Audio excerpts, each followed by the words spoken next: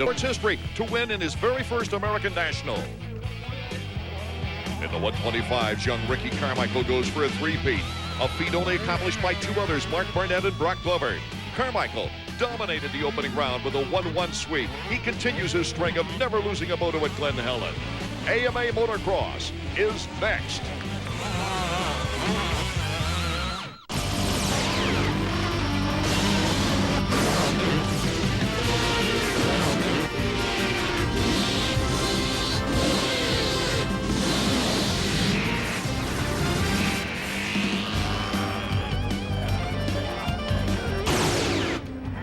From Sacramento, California, a record crowd on hand for round 2 of AMA Motocross.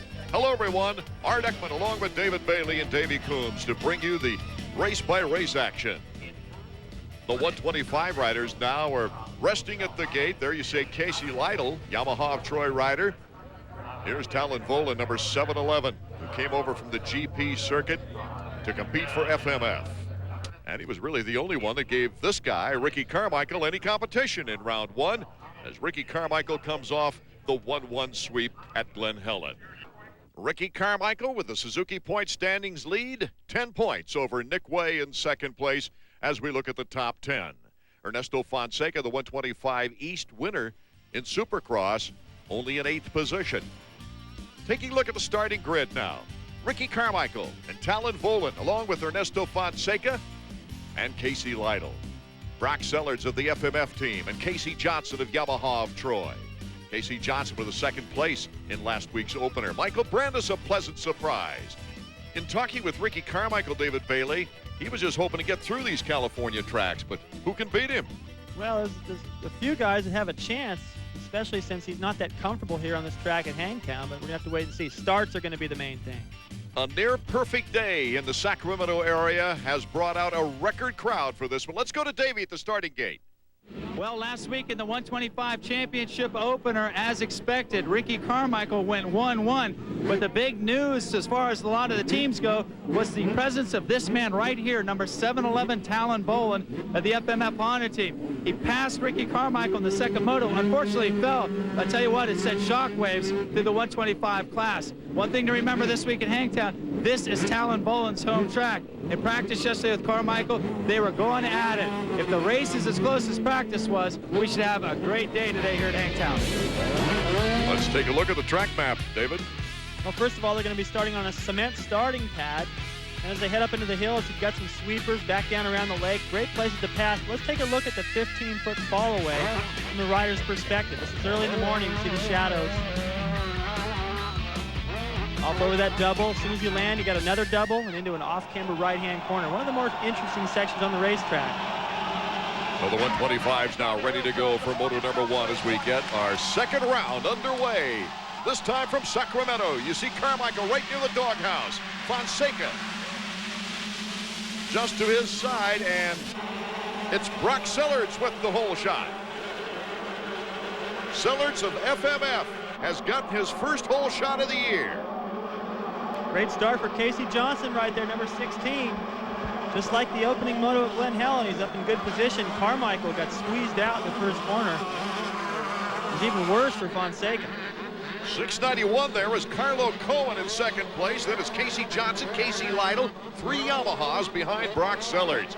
Talon Volan then comes up next. Looks like Ricky Carmichael about in 10th spot, David. He's following all 3 Suzukis. He's still in pretty good position, but he needs to get up there and stay with Talon Volan, I have a feeling. Both those guys so far this morning in practice have been the fastest guys in the 125 division. A triad of Yamahas battling it out for second place as both Caseys try to get by Cohen. That should help Brock Sellards. It already has. He's got a pretty nice little lead right now. These guys aren't even in his roost yet. Casey Lytle, number 33. Then it's Casey Johnson. And here comes Talon Volan getting by Cohen rapidly. Now, he does everything rapidly. As Davey already pointed out, he was out there trying to size up Carmichael in practice. He's scary to watch. He's so fast. I just kind of cringe a little bit watching him go around the racetrack. Look at him go. A little bit like Lytle back there. Here it is, bar to bar with Casey Johnson. The veteran Volan has the edge on the inside. Casey lets him go. Let's see if he can come back now. Bolin just making sure nobody's coming up the inside of him. I think he thought Casey was going to come back in there and retaliate. I think Casey would be happy to just stay with him. Somebody came by me riding as aggressive as Talon rides. Look at that pass, beautiful. Inside, outside, and makes another move. Barely has enough time to reach up and clear his vision. He gets into a few pulls. And look how close he is to Brock Sellards, his FMF teammate. He's trying to pass 4 riders in less than a half a lap. That is amazing. If there's any flaw in his racing approach, is that he's a little bit over-aggressive, but right now it seems to be working for him. As I mentioned earlier, he provided the only challenge to Ricky Carmichael in that opening round with a 6-2. Look at this block pass. He's going to cut to the inside, which is going to set him up perfect for the next corner. There's no way Lytle. He's got to go with the groove. Talon cuts to the inside, shorter racetrack, takes his line away. Talon Bolin emphatic after that Glen Helen round that he has the speed, the experience, and the talent to challenge Ricky Carmichael for this championship. Right now, he's challenging his own teammate, Brock Sellards, for the lead here in Moto number 1. Look at him just attack. Oh, made it look easy. It's not. Trust me, it's scary to go that fast. If we put a camera on his helmet, I don't know if he'd really want to watch. But he's making it work, and he looks pretty smooth so far. So our new leader is Talon Bolin with Sellards in second. Lytle, Johnson, Carmichael, our top 5. We'll be right back with our first 125 moto after this.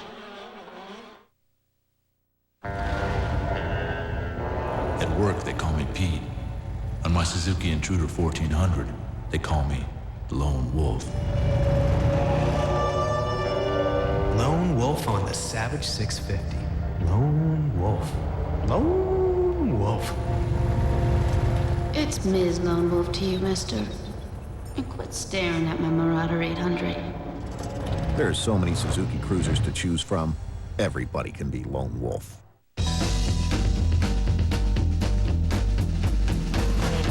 I got a new car with a red tail light. It's like blue on the corners and it's hung in tight. It's got a rag top and a contour hood. She goes up, up, up, up, up, and she's rocking good. Let's go!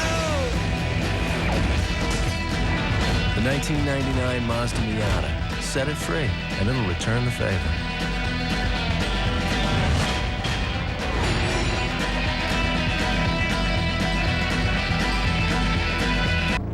I've been racing since I was 3. I'm a pilot. I like to fly a little bit. Those guys are tough to beat.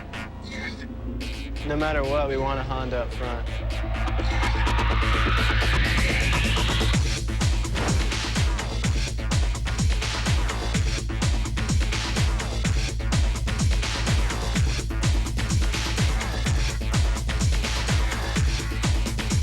I guess you could say I was just a little bit hairier than the other kids. They said I was hairy like a bear, and then I was Yogi Bear, and now it's just Yogi. Je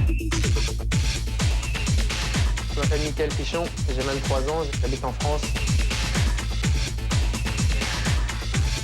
I just feel like I'm on the right team and on the right place.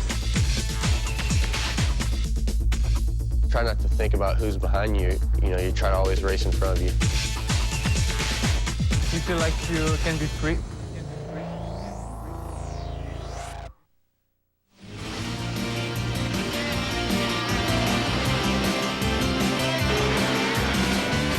AMA Motocross is brought to you by Honda Motorcycles and the 1999 Honda Race Team.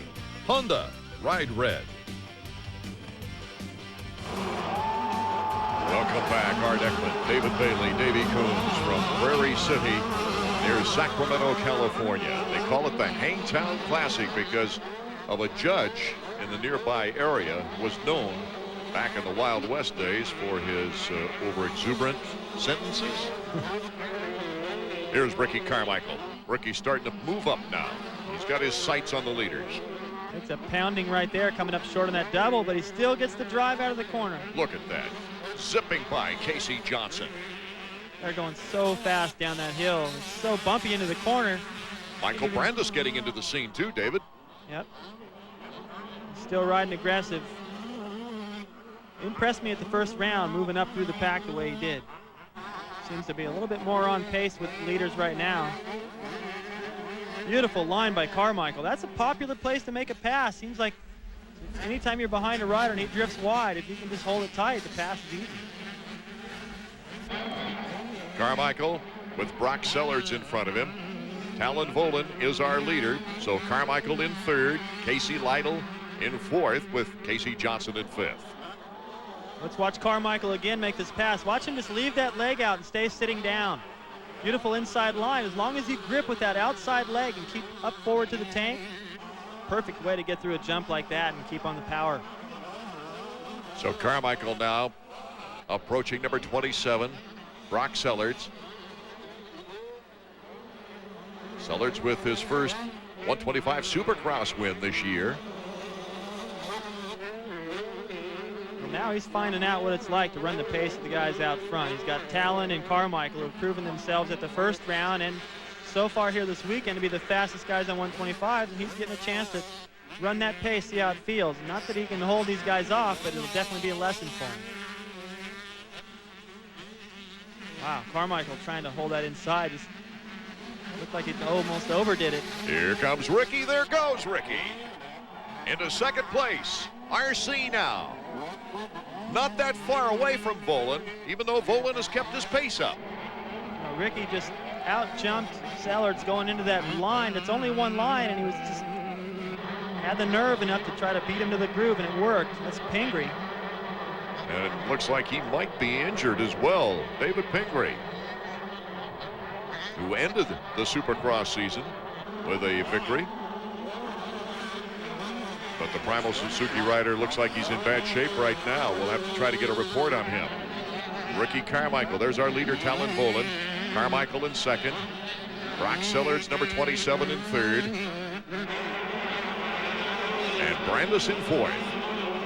I've talked with Carmichael what he thinks about this class, and he knows Talon is fast, but he thinks that his presence for a long enough period of time in a moto should start to bother Talon and force him into mistakes. And that's just confidence in the fact that he's already won a couple of titles, and he knows he can go this pace for an entire race where Talon may be a little bit more on the edge. You saw that signal that Chad gave him at the first round. You can't count on that all the time. Well, he slipped out in that first round with Ricky on his tail. Also, don't forget Daytona, the Supercross. A motocross-like track. Talon went down well in the lead. He has been prone to mistakes, but he's not making them. He's tough to catch. These guys can ride. Carmichael go as fast as he can and not make any ground. But he's got to be patient and just stay there. Look at Brandis. He's kicked up his act. Going to the inside on Brock Sellards. He's actually running the same pace as Carmichael.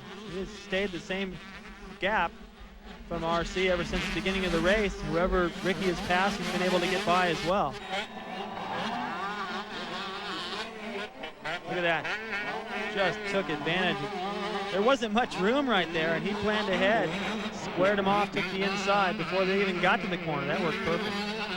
Brandis twice coming from mid-pack to establish good results in the opening round. A fourth in the first moto and a fifth in the second for a fourth overall. Right now, a little bit better start here in the opening moto. The Primal Suzuki rider Brandis agrees with Volan that RC is beatable for this championship. Yeah, I think Ricky has proven himself to be, dominant over the years. I think rest guys, like Casey and Talon, and myself, I think we'll be battling out too. But I don't have the attitude. I don't think anybody does that Ricky is invincible. He has won. He has proven himself, but he is beatable. It'll be interesting to see if Brandis can keep up this style of competition throughout the entire season. He must like this track today, or else he's just been building confidence and riding better. He's actually made up time on Ricky. Not letting him get away. That's a good strategy. Just stick with the guy that is the marked man. The guy you think is going to win the title. At least has the best shot. Try to stay with him and learn. Speaking of shots, it's a great speed shot there. And you see all the debris on the camera lens. That'll give you a little bit of idea how many tear-offs they might be going through on this track. Well, you know what? Normally you go through quite a bit, but the dirt here is dry enough that hits you and just kind of falls off. It lasts a little bit longer. You see Ricky reach up a lot. I asked Chad. You see right there making a signal. what Ricky does when he goes up in the air, and he always reaches up, but he doesn't pull a tearaway. He's actually readjusting his helmet. It's just a habit he has. Okay, Ricky Carmichael trying to chase down this, our leader, number 711. It's going to be a fight to the finish. They want me dead. I'm surrounded by a room of people who want to go in there and kill him. I don't know this man, Lieutenant. You want my blood? Why should I get in their way, huh? Pull the trigger! You think killing a man gives you the power to negotiate with me? Samuel L. Jackson, Kevin Spacey. The Negotiator. Call now to order 6 great channels of HBO The Works for just $10.99 a month. Thank you for watching Dish Network. Hello everyone, I'm Nick Clooney, host of American Movie Classics, one of the great services available on Dish Network's America's Top 100 CD programming package. Every night of the week you'll see a different kind of movie on AMC. Hollywood Fashion Collection hosted by Lauren Bacall on Mondays. Wednesday nights, John Wayne's Days. Watch the Duke's most unforgettable roles. Catch Thursday night with Oscar to see Oscar-nominated or winning films. Call 1-800-333-DISH to order America's Top 100 CD programming package today. A message to the President of the United States of America. Mr. President, the U.S. team is favored to win the Women's World Cup. As leader of our nation, we feel you should really be at the finals July 10th at the Rose Bowl. This number is dedicated solely to taking your call to confirm that you will be there. Thank you, and God bless America. Women's World Cup, starting June 19th on ESPN and ESPN2. Art Ekman, David Bailey, Davey Coombs from Sacramento, California. Round 2 of 125 action. This is our opening moto at the Hangtown Classic. Brock Sellards, number 27, got the whole shot, held the lead for a while before 7-11 took over. Talon Volan, and now Casey Johnson is in a battle with Sellards for 4th place. Johnson just went past his cheering section. You see all the guys in blue out there clapping with the headsets. They got spotters all around the racetrack.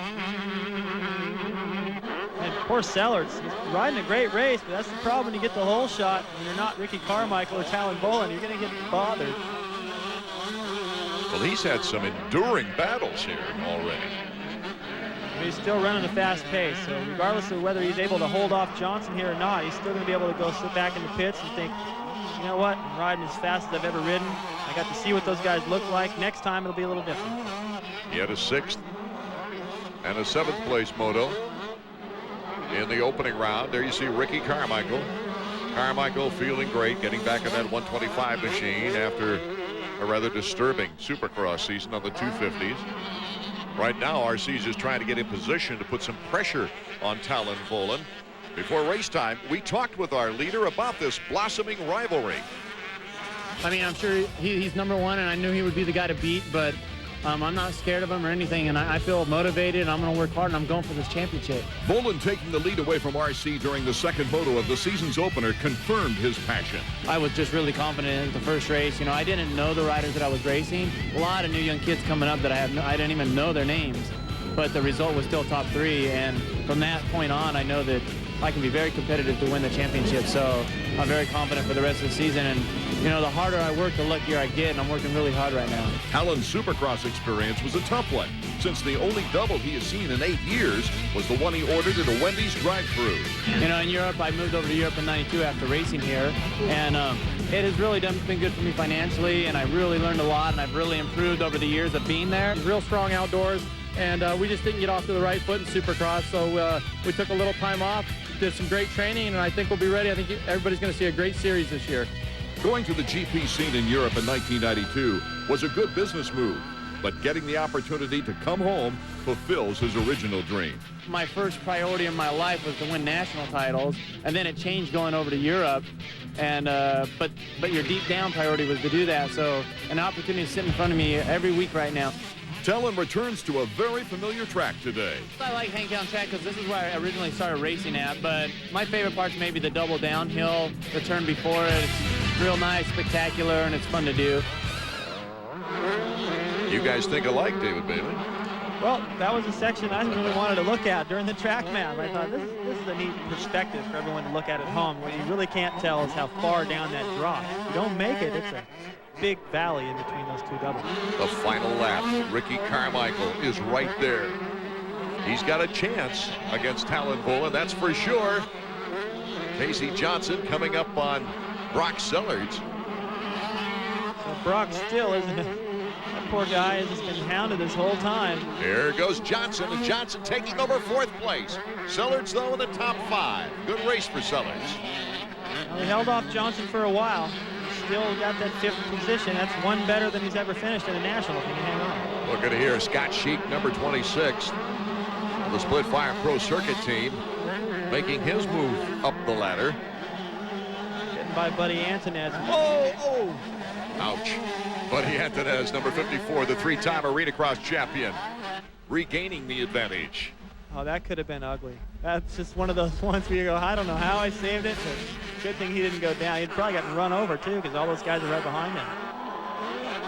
The final lap running down. Talon Bolin now inching ahead a little bit.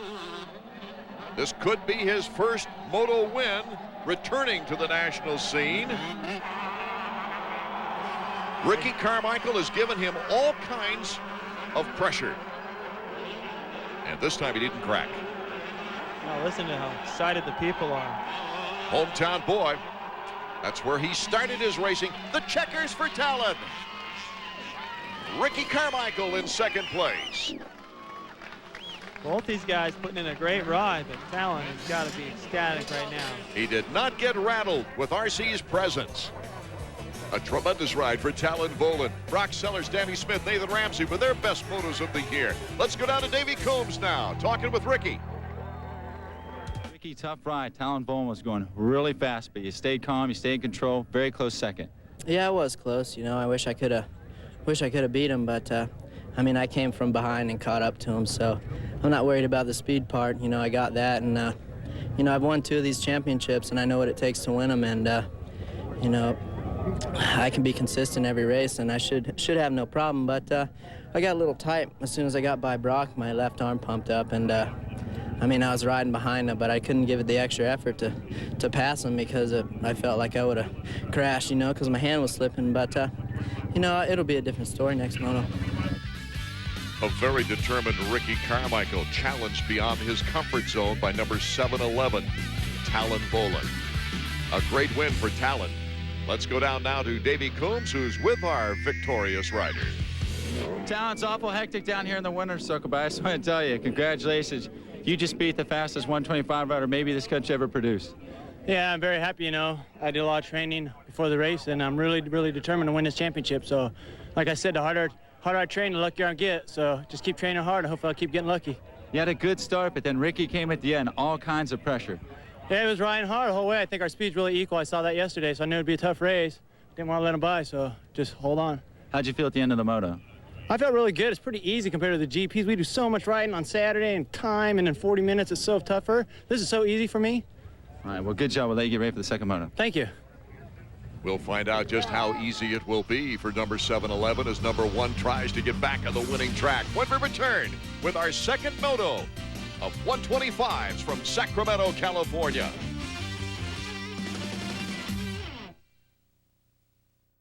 Would you look at this? The Suzuki is off to a great start, and all of Daytona is on their feet as the GSXR screams to the tri-oval. The Suzukis are dicing for the lead on the inside of turn 11. He wants a piece of it. He's got it. Oh, did you see that? Outstanding. The rest of the field might as well head home. The TL1000R is slicing for the exit. Oh, my. Suzuki's V-twin is developing incredible horsepower as it thunders up the hill away from the... Remarkable. The GSXR 600 and 750 AMA Super Sport National Champions.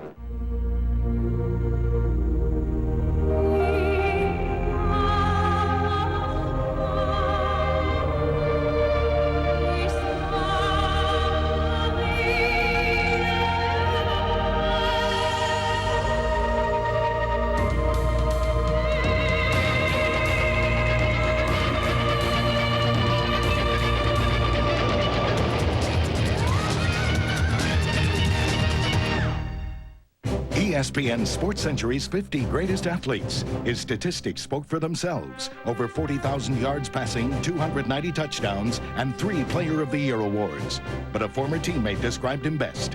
What made him special was his uncanny instinct for calling the right play, his icy composure, his fierce competitiveness, and his utter disregard for his own safety. Sports Century athlete number 32, Johnny Unitas. Friday at 10:30 on ESPN. Presented by General Motors. We are back at the Prairie City SVRA Park in Sacramento, California. They call it the Hangtown Classic for round 2 of 125 action. Moto 2 coming up as they work on the track. Talon Bolin, his first victory coming back to America after several years of the GP circuit around the world. Ricky Carmichael looking very relaxed after taking a second place in that first moto, looking for another overall win. Ernesto Fonseca tries to recover from a 19th in that first moto. Let's go back to Davey now at the starting gate. Your impressions? Get ready for the start of the second moto down here in front of the 125 gate. They say that experience is what you get when things don't work out the way they're supposed to. I think Ricky Carmichael got a little experience here in the first moto at Hangtown. How he reacts now in the second moto might set the tone for the rest of this 125 National Series, guys. Ricky Carmichael only 9 wins away from breaking Barnett's landmark 25 125 victories on the season. Talon Bolin looking for his very first national victory. Board sideways, we're ready to go for moto number 2 from Sacramento, California. Who will get the jump? Ricky Carmichael. Just a little squirrely coming out of the gate, number 33, Casey Lytle. Casey Lytle's got the whole shot. Whoa, Ramsey getting a little out of sorts there with Bolin right behind him. Carmichael in a good spot. He's about 4th right now. All the big players are in good position. Looking real good for Yamaha of Troy. Both those guys. Oh. Looks like a Kawasaki went flying from the inside, and he's underneath the bike. It affected Fonseca once again, who got a slow start. Billy Payne. Well, that's dangerous. He's underneath the motorcycle right there. The pipe, I'm surprised if it didn't burn him. It was right on him. The pipe is like a frying pan. Watch again. Right here, Billy Payne. He's going to get high-sided right off the back tire of the rider in front of him, goes down. That's just a dangerous time to go down when this pack is. Bad break for Pro Circuit too, David Bailey, because they've already lost one rider, Shea Bentley, who broke his arm in the first moto of the opening round. So it looks like Billy Payne will be having to recover. At least they got a week off next week. If it's not too serious, maybe he can come back in time. Casey Lytle is our leader. Ricky Carmichael now moving into 2nd place. Casey Johnson in 3rd. And Talon Bolin in 4th. Carmichael wasting no time going right down that watered downhill where Casey Johnson was maybe taking it a little bit easy. Carmichael took advantage of it. Put as many riders behind him as he possibly can between himself and Bolin. Make this moto a little easier than the first time out. Casey Johnson, just a little mistake there, but Bolin not close enough to take advantage of it yet. Look how far Bolin jumps, all the way past the water. And he rides flat on the rear tire of the guy in front of him. I mean, if there's just one little tiny mistake, he's almost halfway past the guy. Bolin in pursuit of Casey Johnson as we take a look at our leaders. A 4-pack lead. Inside, Ricky Carmichael on Casey Lytle. It's Carmichael in the lead. Boy, he wasted no time after that first moto experience. Well, he looked irritated to me when he came in and got his interview with Davey. Very calm. He looked motivated already. Like, just bring the second moto on right now. Put gas in this thing. It's going to be a different story next time. And he ain't kidding. Explaining to some of those new fans now, Ricky Carmichael with a second in the first moto. Should he win this moto and Talon Bolin go 1-2? The rider with the best finish in the second moto would take the overall. Chad Watts looking on. His young rider dominating the first round, sweeping it 1-1, having more trouble with this young man, number 711 in the first moto of the second round. But Ricky is coming back. That was a sketchy time to reach up to clear his vision. Front end was dancing around. It's full throttle up the hill. Usually wait till you're in the air to do that stuff. He reached up just before he was going off the jump. He does things like that. It scares me, but there's another one. It's all sideways right there. This guy takes chances, but It worked the first moto. He won it. Well, he's going to turn into a fan favorite the way he rides, that's for sure, as he keeps the fans guessing. Casey Johnson, number 16. Much better start for Ramsey. He got wide in the first corner, tagged the hay bales, but saved it. Well, this is his best day in motocross after a horrible start on the season. He had a 7th place finish in the opening moto here today. The 125 West Supercross champion Nathan Ramsey. Look at that landing. McCormick jumping off that jump about as far as Bolin. Both those guys aggressive through there. They're making up time, but it takes a lot of strength to soak up that landing. RC gaining some time out front. Alan Bolin to the inside on Casey Lytle, and he moves into 2nd place. Boy, he's not the most orthodox rider in the world, that's for sure. He's back. He creates excitement. And Bolin catch Ricky Carmichael. We'll be right back with more Moto 2 of 125 action in a moment. Call 1-800-HAIR-CLUB right now for a free brochure. Your free hair, all you have to do is prepay for a basic club plan. That's it. Can't believe you can slick it straight back and it still looks natural. I love it. I've never felt this good after a haircut. You don't feel any difference in this hair, you know, any hair. And it still stays, see? So call 1-800-HAIR-CLUB right now for a free brochure. The rumble of a big V twin makes your blood race. You grew up on the pegs of a dirt bike. You could smell a carb running rich from a mile away.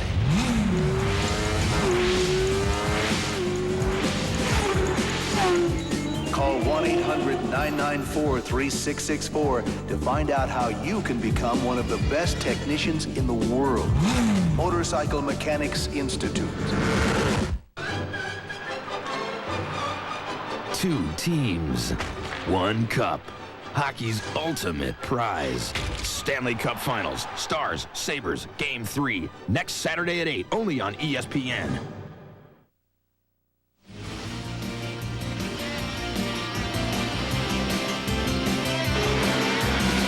AMA Motocross is brought to you by Suzuki, makers of innovative motorcycles and ATVs. See the incredible new 1999s at your dealer now. Okay, this was so good. We got to look at it again. Bolin down the inside, just chattering into that corner on the brakes, and then on the power, still in a slide. That's what it takes to move up the ladder and try to stay with Carmichael.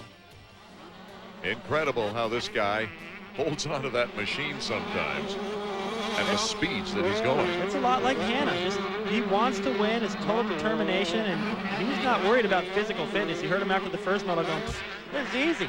So he's letting it all hang out. 125 action, 2nd moto. Don't forget, we've got the 250s coming up. Can Sebastian Tortelli repeat like he did with a 1-1 sweep at Glen Helen in the opener? Is there anyone who can step up to challenge Sebastian Tortelli like Bolin has Ricky Carmichael? Here's Nathan Ramsey, number 25, and Jason McCormick. This is the finest motocross so far for McCormick. And Ramsey. First moto was a disaster, going down the first corner both times. It took him half the first moto to work himself into the top 20 and even score a point. 16th and 12th in the 2 motos in the first round. For McCormick, he had a 24th in the first round in the first moto and came back with an 8th in the 2nd moto at Glen Helen. I'll tell you, it's pretty frustrating to work your tail off through an entire moto, get 24th and score no points. 1 point for 20th, and then that's it. You might as well just stay in the pits the whole time. McCormick looking for his best performance of the year now. Makes the pass on Nathan Ramsey. Well, that's going to be divine justice. McCormick having a very difficult Supercross season. Passes a Supercross champion.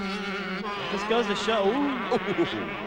I think he had that under control. It couldn't look a little nerve-wracking from here.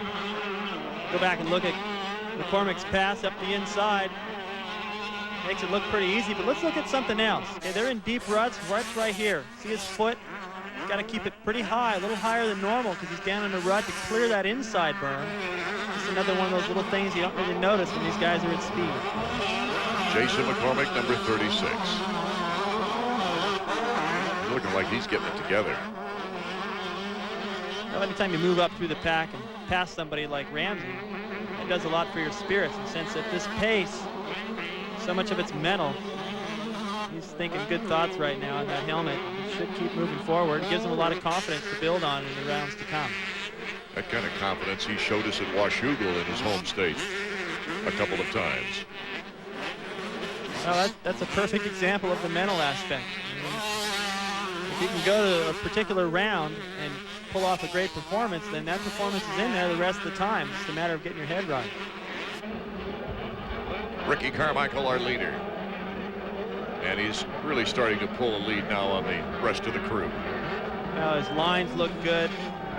He's charging hard. Look at that, just pegged through there. I haven't seen him make a mistake yet. He does not want to have anything to do with bowling in this moto. The thought of him losing the overall is just about the worst thing in the world he can think of, so he doesn't even want to let him get close and have an opportunity. Carmichael just taking away with this second moto, trying for his second consecutive overall win in 2 125 events. Lytle hanging on here a little longer than he did the first time. You can see there how close McCormick and Ramsey have gotten to these guys, and we're running 1-2 in the opening lap. Our Suzuki rundown, you see McCormick in 5th place there behind Casey Johnson. That's exactly what we're focused on. Casey, number 16. McCormick getting antsy. He's really putting on a good charge here. And you can see 3rd place is right there within his grasp. McCormick to the inside, takes Casey Johnson.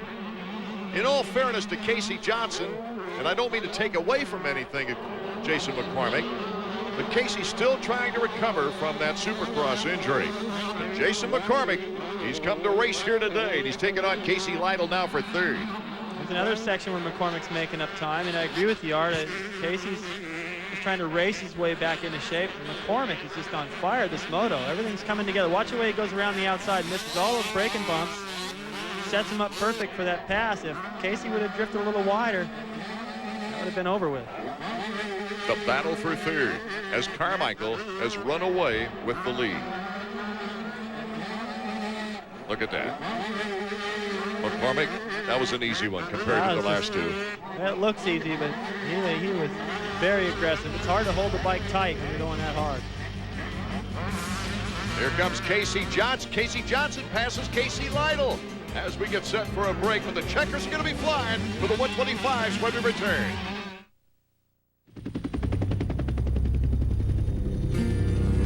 The swamps of Louisiana.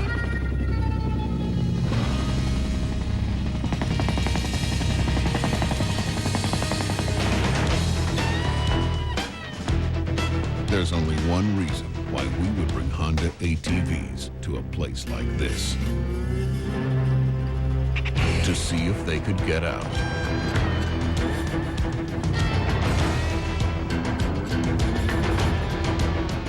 Because if Honda ATVs can handle this kind of mud, this kind of terrain, this kind of non-stop torture, they can handle almost anything you'll throw at them. They're America's most popular ATVs for America's least popular places. Honda ATVs. Best on Earth. We're so excited about an amazing new lawn and garden product exclusively from Kmart. It's the Hosey Cow. The fun and easy way to keep your yard looking green and beautiful all year long. While adding a unique decorator landscaping touch that everyone will love.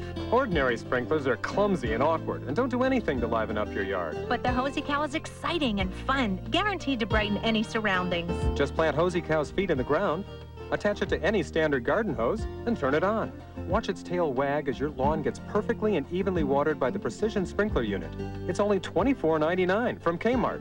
Hosey Cow spray is completely adjustable to suit any size area, from the very small to the very large. And Hosey Cow will become your kid's favorite playmate in the summertime, providing hours of cool, refreshing, exhilarating fun. Hosey Cow is made in the USA, and it's designed to withstand the harshest weather or sun. So why not add some animated fun to your yard? With the one-of-a-kind Hosey Cow, exclusively from Kmart. Welcome back. Art Ekman, David Bailey, and Davey Coombs from Sacramento, California. Our second round well underway. The first moto winner, Talon Volan, in the 125s. Right now, Ricky Carmichael is dominating this second moto of the 125s. We're looking right now at the only battle, really, and that is for fourth. Nathan Ramsey making a move on number 33, Casey Lytle. Ramsey going into that corner. Oh, they almost touched. That was just a gamble on his part. He just flew off that jump, tried to out-jump him and just place himself to the inside for the block pass. Lytle had to just back off. Ramsey starting to get aggressive. Looks like he's gained some confidence from that first moto appearance. Here's Ramsey again making his pass, just out-jumping Lytle into the corner. Here's what I want you to see. Look how close they get. If Lytle doesn't play his cards right here, look how close his front wheel is to the back tire of Ramsey. Just puts on the brakes just enough. These guys know the dimensions of their motorcycle to the inch. Casey Johnson and Nathan Ramsey, 4th and 5th positions now. He had a tough start in the Supercross season, but came back to win a 125 championship. He's got more races now in motocross to try to recover from that dubious opener. Before race time today, we talked with him about the Glen Helen experience. I was a little anxious and wanted to keep the ball rolling, into the outdoors. And I came into that first race and crashed in both the first motos and the second moto too. So, it was kind of depressing, but I feel like I rode pretty strong. So I'm gonna just try to, come at this race at Hangtown and get good starts first of all, and then try to get up there with the top guys and race that speed. All the tight racing action has been behind the two leaders. Ricky Carmichael checking out in first place, and in second place, Talon Bolin. All the action's been back here at 3rd, 4th, 5th, and 6th. Johnson making a little mistake before the big tree double downhill. Nathan right there behind can see that. He knows that this is the part of the race where Johnson starts to get a little bit weak, and in his defense, of course, that injury, not able to come in here 100%. And there goes that same place where he made his pass before. Just as close, but this time Johnson comes out of it with some good torque. Nathan Ramsey, though, holds on to the inside. Almost able to retaliate there. He had a good idea by squaring him off, but Ramsey didn't make any mistakes heading up that hill into the corner, able to hold on. To tell you the truth, I don't know that Johnson's really ready to go out there and keep battling with Ramsey the rest of this race. He just made a couple of mistakes. He got past. You can see that Ramsey is still pretty antsy and motivated to work his way up front, jumping that double. I don't know if Johnson's arm is really going to allow him to ride that aggressive towards the end of the motor. And here's the battle for 6th now with Casey Lytle and Brock Sellards. Sellards has been pretty pummeled with guys passing him. Now he's trying to get a hold of another position by passing Lytle. That's exactly right. Get the whole shot the first moto and had everybody working their way around. Now he gets to do it back. Pretty good ride for him. This will be a good performance. Working his way up the ladder. It's a long series. If he keeps putting in performances like this and improving a little bit, he could be right there at the end, be one of the guys who can go up there and run with Bolin. I'm not sure that anybody's going to be able to run with Carmichael. Certainly position himself to win in the future. Great move to the inside. Brock Sellards passing Casey Lytle. Smart too, goes right for that inside line. That's where he got passed a lot in the first moto. He's like, okay, that's not going to happen again. Brock Sellards learning from that first moto. Number 27 on the FMF machine. This is the time of day too, and towards the end of their second moto where the track starts to get pretty dry in spots where it was slick earlier. Really got to be careful on the throttle. Make sure you got a berm to make your pivot and then get accelerating across that slick stuff in a straight line. Number 23 is Nick Way coming into the picture now behind Lytle. Way had such good starts in that opening round that it was easy for him to get into a good rhythm, good fast rhythm. Here he's had to work from behind. It's tougher. Nick Way started to really find himself at the end of the Supercross season, and then we asked him about his second place overall in the opener. Well, all year long, I've been kind of struggling at the beginning, and things have been coming together for me, and I just feel a lot better on my bike, and me and my mechanic are working real good together, and my bike's excellent. And, I'm just doing my best out there, and that's what happened, and this week I hope for better things to come. Well, he has his sights set high.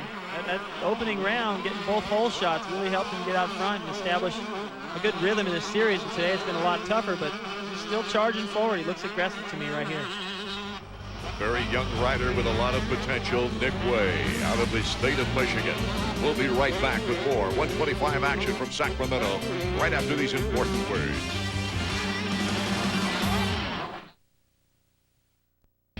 Hollywood's hits are on Dish on Demand. A couple finds love via the information superhighway. Is it infidelity if you're involved with someone on email? This woman is the most adorable creature I've ever been in contact with. She's beautiful, but she's a pill. Watch You've Got Mail.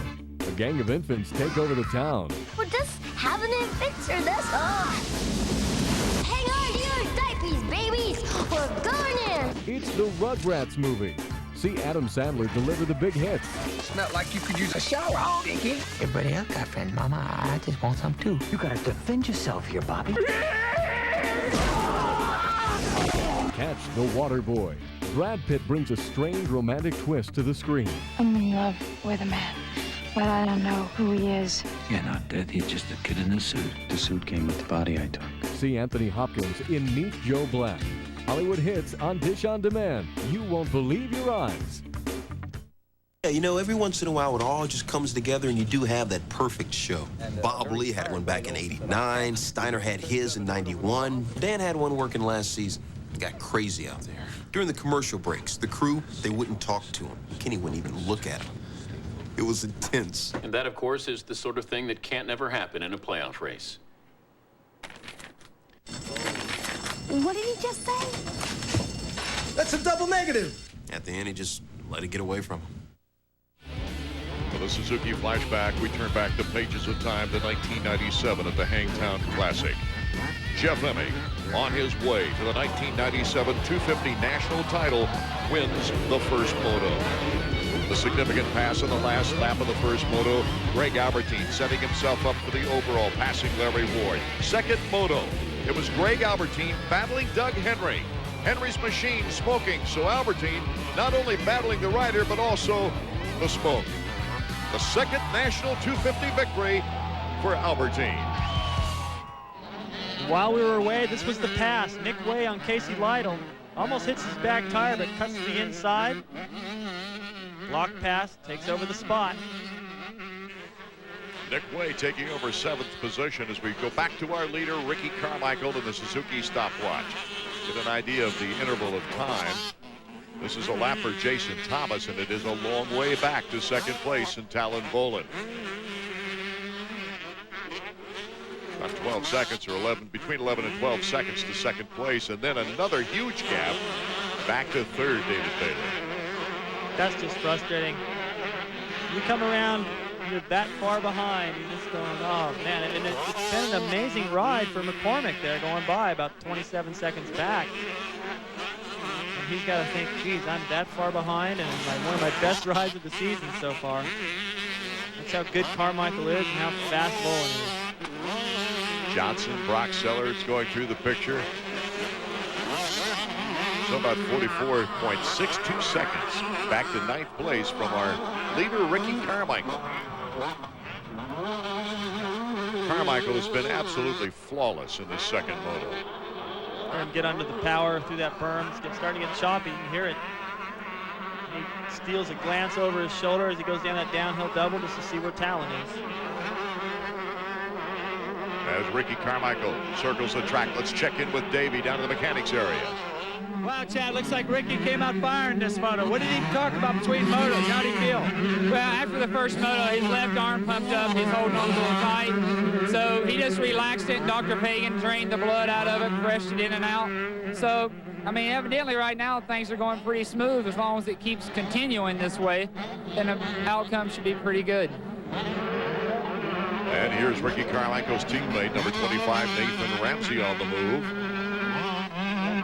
He's making a little bit of time on McCormick, but it's hard to say. He's still got, McCormick's got a fast pace going. He's not gaining fast enough, I don't think, to make a move. Very little mystery in this moto. This is the part of the race when you look up the track and see a big gap where you're going, man, if I could have just got a little bit better start, it'll be all different. He knows he's capable of running the pace of the guys out front. But you can't start with him. It's pretty tough to race with him. Ramsey's mechanic. Focus ahead. let him know that McCormick looks tired. For all Nathan knows, he could be lying. You know, whatever it takes to get these guys motivated at the end of the race. Nick Way's mechanic gives him the thumbs up. Way recovering well. Nathan's still aggressive, though. You can see right here, he's pushing hard. You get a signal like that, and then you think, maybe he can still do it. Push a little bit harder, and all McCormick's got to do is look back there to see that he gained a little bit, and that may change his style of riding, and then who knows what can happen. Boland looking very smooth. Riding almost alone in second place.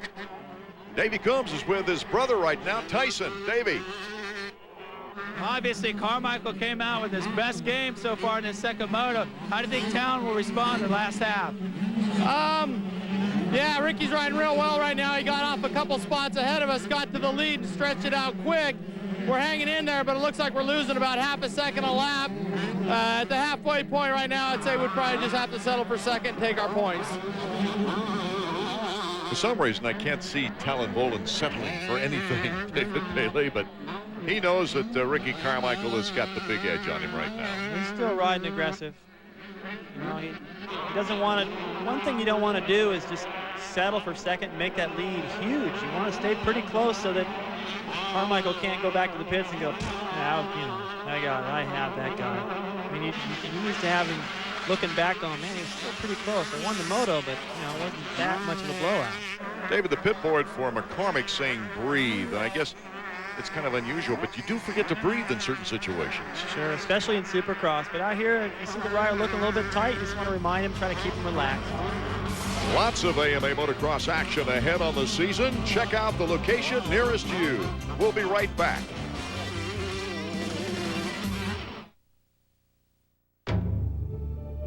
It possesses a passion inspired by the world's fastest Falcon.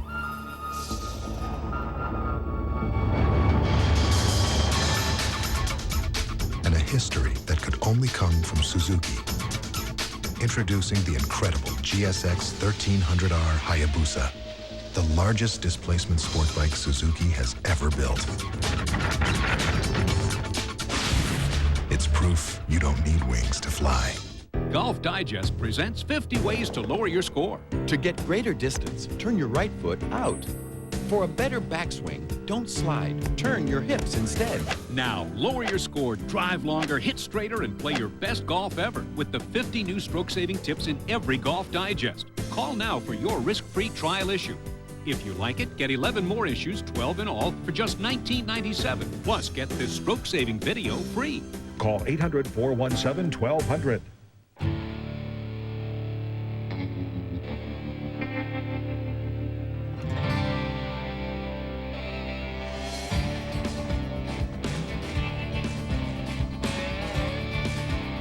Well, where do you think baseball stars come from? Left field? The College World Series, where the stars of tomorrow play today. Coverage begins Friday at 3:30 and 7:30 on ESPN. Just want to show you how tough this can be. Late in the race, the track's getting rough. You get a slightly off line. Boom! Back in, swaps around, kicks up a big bucket full of dirt right there. Doesn't even phase McCormick. Right back on the power in the smooth line. That kind of stuff happens out there. That's sometimes why those mechanics remind you to breathe. Jason McCormick still ready to post his finest motor of the season. He's got to be getting tired by now. There's his mechanic. Hang on. Third looks good. Representing the Planet Honda team. There's Casey Johnson now getting some static from Brock Sellards. Sellards still moving forward. First moto did a lot for his spirits, and here he is battling Casey Johnson once again. One of the faster sections on the racetrack, heading up to the big tree and then the big double downhill. Oh, look at Sellards. Beautiful move on the outside on Casey Johnson. Oh, that was... that could have been... I don't even want to think how that could have turned out. That was slammed it down. That's what we call the panic rev. And here's our leader. Weeding through the lappers, Ricky Carmichael on the white flag lap. Final turn around the course. Doesn't look like he's slowed down that much. Probably just having a good time out there. Everything's coming together. You slow down a little bit sometimes and changes your timing. You hit bumps at a different speed, and sometimes you blow it. See guys fall in the last lap, make a lot of mistakes, lose all kinds of time. Right here, he's still attacking the racetrack. This will be his third out of 4 motos this year. Victorious. Here's Brock Sellers, number 27, and Nathan Ramsey slapping the turf. Got that front end a little high, just pitched it down and gave him almost whiplash. Ricky Carmichael on way to his second overall victory in 2 races on the 1999 season. Nathan Ramsey has gone down on the track. We'll see how many positions he slips back. But for Ricky Carmichael, he's only 7 wins away from tying the career 125 win record with the checkered flag here today. Carmichael, Volan, McCormick, the top 3 in this moto. See Nathan Ramsey moving down to 7th. Let's go to Davey. Town after a great first moto, Ricky came out firing, and it looked like he just decided to settle and take second. Well, I chose on the back to have my same tire as the first moto because I like it rounded for the cement start. Got me a good start, but look, obviously, I was really sliding. I almost lost in the back section, and I had a couple other close calls. I was pushing hard, holding about even, but I was at my limit, so that's where it goes, you know, from the when I was younger, I wouldn't be mature enough to go, okay, I take my points today and we go on to the next race, you know. Last week I caught and passed him. This week he got a better start second moto. It's going to be a hard, tough fight. We're both about the same speed the whole way, so I just accepted that. You know, I'd like to win here, but I won the first moto. I'm very happy with the results, and I go on to the next race. I tell you what, it's fantastic having you here. We were thinking it was going to be a Carmichael runaway all year long. If it weren't for you, it might be, but right now it's kind of straight up. Yeah, we're both equal on speed, you know. He was going a little bit better that moto. It seemed like, I don't know if he's getting better traction or what the situation was, but like, again, you have to accept that sometimes when a guy's going better than you a certain moto, next week I could be way faster. So you just have to accept that and go on. Taking a look at the overall finish positions, the 2-1 beating the 1-2 for the overall victory for Carmichael. Sellers also on the podium. Let's go back to Davey now, who's with Ricky. All right, Ricky, way to respond to a big challenge. I got to tell you, Volan was flying the first moto. You pumped up a little bit, second moto, whole different ball game. Yeah, I got out front, and you know, I got that little lead. And when one of us gets that lead, it's hard to close the gap in, you know. And I just rode my own race that time, and I didn't get tight. And I tell you what, my Kawasaki and Bridgestone tires was hooking up, and you know, I'm glad I could, you know, get the overall. It was important to me. I didn't make up very many points, but we're going back to the East Coast, and that's on my turf, and some good tracks, and I'm excited. So it should be a lot funner for me. Well, right now you're 2 for 2 in the 125 National Series. Got to say that some of the problems of the Supercross Series long behind you, and you are going back to your favorite East Coast. Yeah, I am going back to East Coast. You know, Mount Morris is the next race, and I had a great national there last year, and that's one of my favorite tracks. And I'm excited to go there. And you know, these first 2 nationals was going to be my hardest ones, and I'm glad I got them out of the way, and I'm glad I could come out with victories. Carmichael and Volan scoring the same number of points for winning one and taking second in the other are still 13 points apart in the championship race. Ways in third, while Johnson and Sellers are tied for 4th in the point standings. Back in the pit area, Jeff Emming signing autographs for his many fans. It'll be Emming, Lusk, Tortelli, and the rest of the prestigious 250 field coming up next when we return.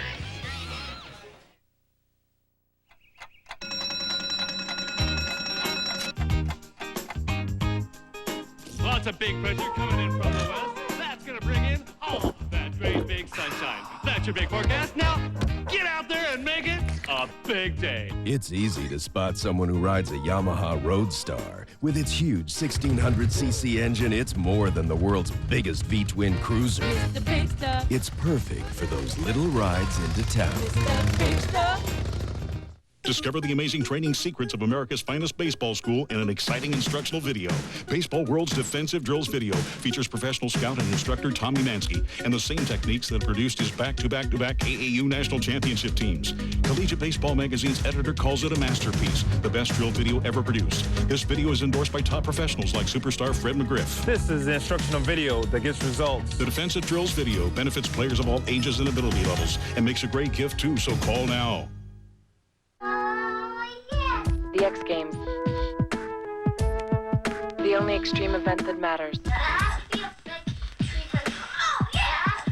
The X Games, June 27th to July 5th, only on ESPN and ESPN2.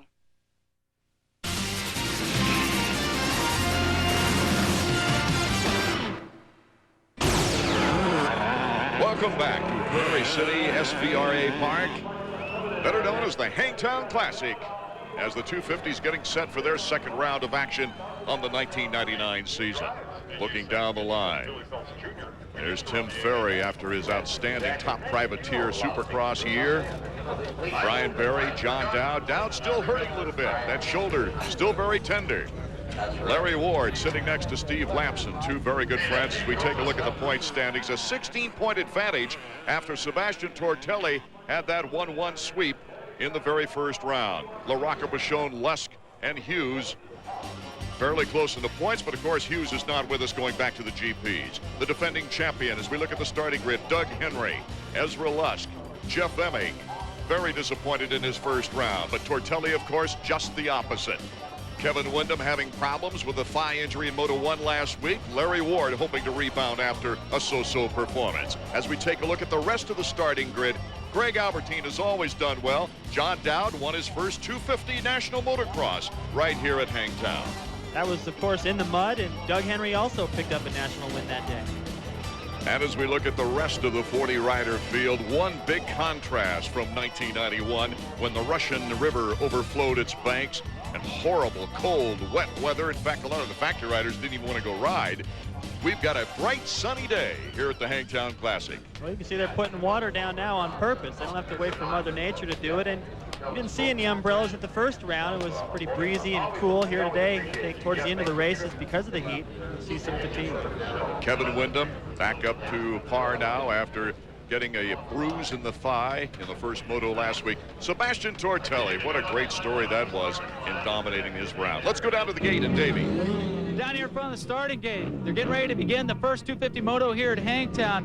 One thing I want you guys to keep in mind, remember Sebastian Tortelli's big win last week at Glen Helen. I'll tell you what, it might have raised the bar for Greg Albertine. You see, Tortelli's got 2 world championships. He shows up and wins his first national. Albertine, who's got 3 world titles, has been here for 3 years, has yet to really break through. I think that you're going to see a whole new urgency about Greg Albertine now that Tortelli's kind of paved the way and raised the bar a little bit. Well, that just reminds me, Art, of what it was like to be at Honda during the 80s when the team was so big. And if a few of the guys were really performing well and I wasn't, I maybe really want to do my homework during the week. I'll bet you, since this is a track where Greg has done well in the past, he will step it up. Nothing like a little peer pressure to get things moving. And the peer pressure right now comes from a Frenchman who lives near Marseille in the south of France, Sebastian Tortelli. Will he dominate here in round number 2 like he did in round number 1? A very interesting season. 32nd for it sideways. Moto number 1 is about set to get underway. Number 44, Tortelli. 14 is Windham. You have Lusk and LaRocca right in your picture, along with Damon Huffman. And it's Windham doing a little wheelie. He gets the whole shot. Henry, Emig, Ward, Lusk, Bichon, they're all right there. Whoa, there goes Tortelli in the middle of the pack. He's down. He had to wait to get back to his bike. Sebastian Tortelli will now start from 40th position.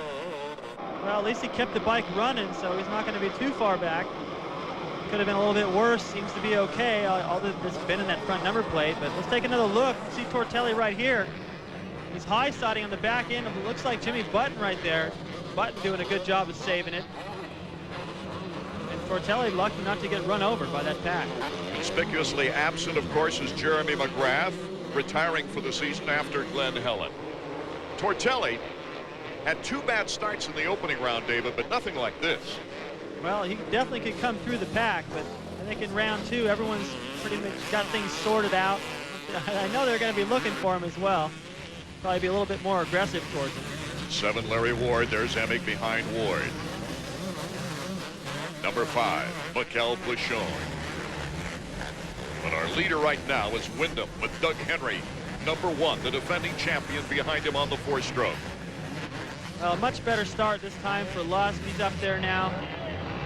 Same thing as the first round for Windham. The question is the fact that he came into the series without a lot of time, coming off that injury, and stamina is really the question there. See how long he can lead this thing. But the guy that's got the big advantage, who really suffered problems in the opening laps at Glen Helen, is Doug Henry now. Good shot at the lead. Emig, number 11, Team Kawasaki, crashed out of third in the first moto last week. And look here, Mikel Pichon has crashed in the first moto here today. Pichon, with a third-place finish in the first moto and a seventh-place finish in the second moto last week, has got a lot to make up to match that performance of Glen Helen. We'll be right back as Kevin Windham leads Henry, Ward, Lusk, and Emig.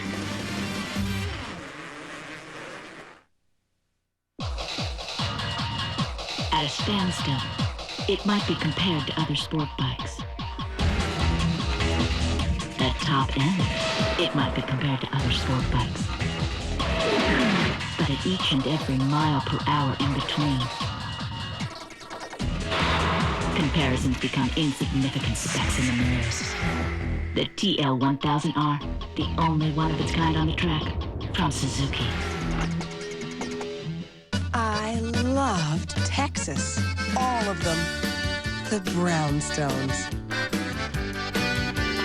The country music. The windmills. Top hats and tails. And the wildflowers were incredible. We even learned to speak the language. Buenos dias, y'all. Even the vacations are bigger in Texas. Our Texas travel guide has 264 pages of helpful information, and it's free when you call 1-800-8888-TEX, extension 30, or visit us at TravelTex.com. You'll get the insider's view of Texas, what to see, what to do, where to stay. Free when you call 1-800-8888-TEX, extension 30. So give us a call, y'all. Texas, it's more than you think. It's like a whole other country. Beauty, adventure, drama. All these and more can be yours in the wonderful world of art. And with this free art test from Art Instruction Schools, you can find out if you have the interest and desire needed to become a serious art student. To get your free art test without cost or obligation, call this toll-free number. Don't delay. Call this toll-free number now. Call 1-800-344-8300. We're back at the Hangtown Classic near Sacramento, California. It's round 2 of 250 action, our first moto of the day. Ezra Lusk is sizzling. He's taking on number 7, Team Suzuki's Larry Ward right now. What a line he had there. He planned that all the way down the straightaway, squared him right off. Just caught Ward hanging on the outside. It's a battle for third. Kevin Windham, Doug Henry, Ezra Lusk. Henry's in a Team Honda sandwich right now. And look at Lusk move. He's riding so aggressive right now, Art. It just looks like he's putting in one lap, trying to have the fastest lap of the day, but he's got to ride 30 more minutes like this. Ezra's been a good conditioner his entire career. It was injuries that stepped into the way of being really competitive. And there's Mike LaRocco going down. So Pichon and LaRocco, along with Tortelli. We've got a lot of Hondas in this race, but 3 of them have been down here early in the first moto. That section that LaRocco went down is where they put some water. It was hard packed and slick, and he watered. It makes it even worse. I think he was just getting it probably into braking into the corner and slid out. So after Ezra passed Larry Ward, his own teammate Greg Albertine has done the same. Ward currently in 5th now. Ward has picked it up. Must be wondering what it's going to take to be out front. He's riding at a fast pace right now. You can see him getting all that kick going into the corner. Boy, they get a lot of rebound there. He's on the power all the way through the berm and out. I mean, I don't really see anything that Larry's doing wrong. I doubt if he feels like he's doing anything wrong either, but he's still in 5th. Obviously, the great weather here at Prairie City has encouraged a fabulous crowd. All reports indicate this is a record-breaking crowd for Sacramento. Look at Lusk get through there, just wide open. There's that little kicker on the jump, too. He tried to pre-jump at the lap before. The battle is on. Henry, his foot off the pegs. Say, if he didn't have that 4-stroke, he might not have been able to hold Lusk from making the pass right there. That's the same place he passed Ward. Going wide the first time, cutting to the inside now. Here comes Lusk with the challenge. Lusk making the pass. And it looks like he'll make it hold, David. He is on a mission right now. He is riding so aggressive, just attacking people. He's riding the way Tortelli rode first round. He's able to make his passes. He's attacking right away. He doesn't wait at all. It's interesting that Ezra is doing so well because this is not one of Ezra Lusk's favorite tracks. I've never really did good here at Sacramento, so I don't really have any positive things to say about it. You know, I love coming to race anywhere, and to race is the second round of the National Series, so that's something I like about it. You know, even if you don't like the track, there's something you got to find that you like about the whole deal. Well, Ezra Lusk right now on the way of picking up maybe some points on the leader, Tortelli. Tortelli is not cutting through the pack like he did at Glen Helen. Well, I think Glen Helen had a little bit more technical element to it. A lot more bumps, a lot more ruts to choose from in corners. You see here, everyone's pretty much running wide open, so it runs the same pace, a little bit more of a flat track. It's the fast track here in Sacramento, California. Number 14, Kevin Windham. And number 4, his Team Honda teammate, Ezra Lusk, in a battle for the lead, moto number 1. This ought to make Kevin a little nervous because he had a pretty nice advantage over Lusk. Lusk passed everyone and is right on his heels now. They gain on you that fast, you're thinking, geez, what else can I do? Kevin Windham, after a 38th and a 14th in the first round, is looking to pick up things. And look at the easy inside pass, Ezra Lusk. Almost like Windham said, here, take it. Well, I mean, he's making that line look so easy. Keeps making the passes there. It's surprising that these other guys haven't picked up on it or weren't using it in the first place. So our new leader, Ezra Lusk, with Kevin Windham still close by. Well, now Kevin will definitely have to change his jersey between motos because he's going to get roosted by Ezra. You can see the difference. Ezra has picked up a lot of that roost and spray. His number plate's dirty. His jersey's dirty. Kevin's all sparkling clean. Lusk getting hung up in turn 1 in Moto 1 of the very first round, and that led to an 8th place. He had to ride very well to get back to 8th. And then in the second moto, a well-deserved 3rd place finish. Let's go down to the mechanics area now. Davey Combs. Okay, Mike, you guys got the lead. What's the strategy here? Just check out? I think it's just, we're riding really loose right now. I think if he can just keep that pace, just cruise from here on out, you know, not do anything stupid or get caught up in any lappers, I don't think he'll have too much of a problem. I don't see anybody really gaining on him, so we'll just see what happens. He's riding really good right now. That could be an understatement, David Bailey, the way I see it right now. No, there's no way. I mean, he just sliced through everybody. His lines are coming together. He's still aggressive, and he's pulling away. There's no way anyone's going to catch him unless he makes a huge mistake. It's Lusk, Windham, Doug Henry in 3rd, Albertine and Ward are top 5. We'll be right back to Hangtown. He's unhip. Don't do that with your head. That is so dumb. Uncool. Okay, that was... Uncoordinated. And he... I broke the window again. Has a brother. Nozzle you, my friend. That was in my nose. Together, they own the night. A Night at the Roxbury. Premiering June 9th on Dish On Demand. Love is in the air. Really? So cuddle up on the couch and watch Multimax. We're bringing more than 400 great movies straight to your living room. This month on Cinemax, see an exclusive premiere every Friday at 8. Sink your teeth into a Bram Stoker triple feature and catch Tommy in action. That's fantastic. And on More Max, check out Artsy Vanguards, classic screams, and laughs. It's not just more of the same, it's 3 great channels from Cinemax. Call today to add Multimax to your current subscription for as low as $7 more a month. Tonight on ESPN, Sports Center, followed by Legends of Hockey, Ultimate 9-Ball Challenge, and Baseball Tonight. On ESPN2, RPM Tonight, NHRA, NASCAR Coca-Cola Family 200, and NBA Tonight. And on ESPN Classic, Tonight at the Fights, and College Basketball Classics. Do you have all the ESPN networks?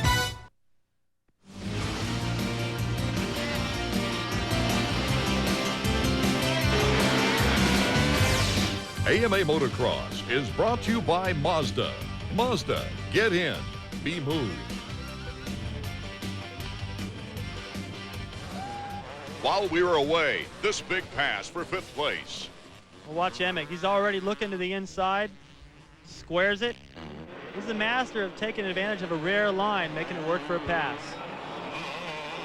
Emick starting to get back up to speed now for this national season as we take a look at Doug Henry being challenged right now by Greg Albertine.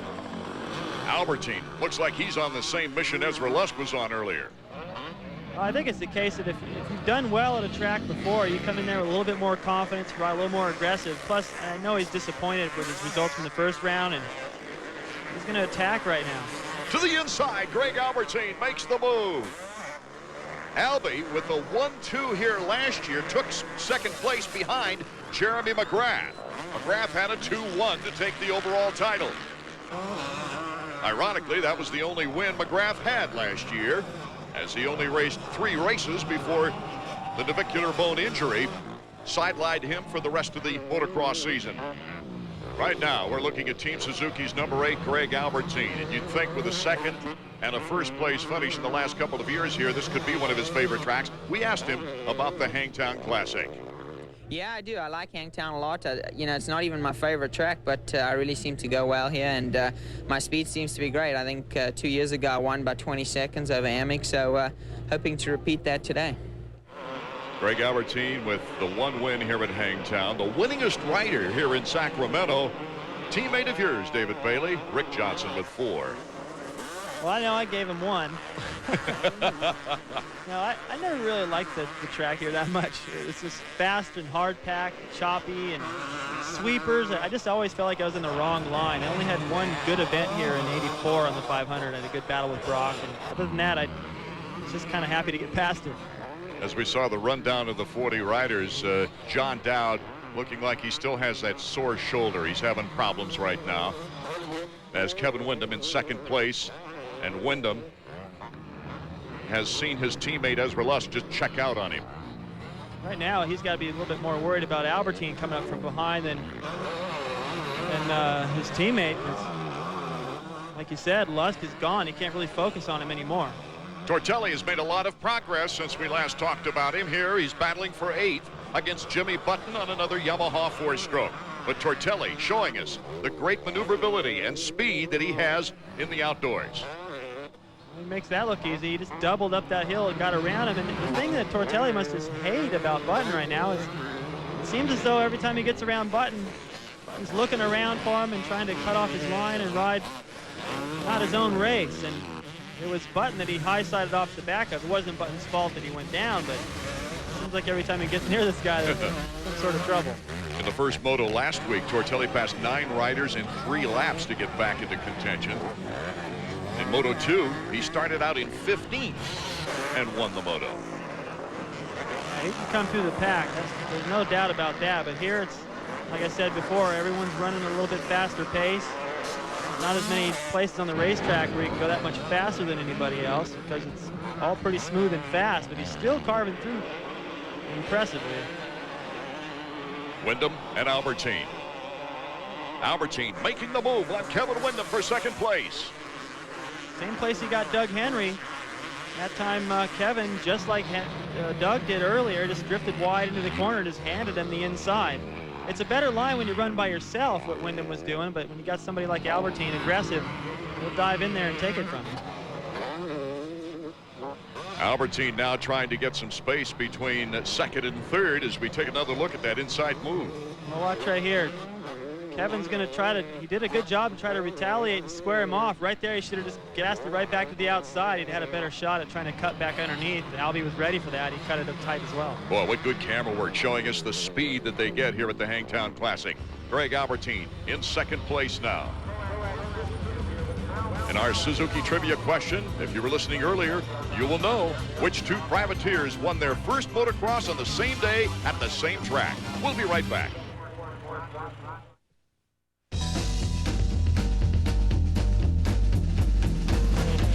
Got a new car with the red tail lights like blue on the corners and it's hugging tight. It's got a rag top and a contour hood. She goes up, up, up, up, up, and she's rocking good. Let's go!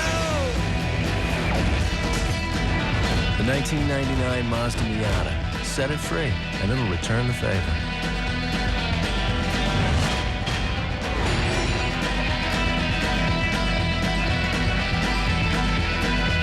You know, ideas and inventions come from people in all walks of life. Do you have an idea for a new product or invention? If so, Invention Submission Corporation has information to help you get started. ISC is America's largest inventor service firm. Call now and learn how to submit your idea to companies through ISC's databank and apply for a patent. Even if your idea is just to improve an existing product, call for ISC's free information. For your inventor's information, call 1-800-652-0101. My girlfriend made me go to Cancun. I could not watch NHL tonight. When I got back, my knowledge was smaller. I hate Cancun.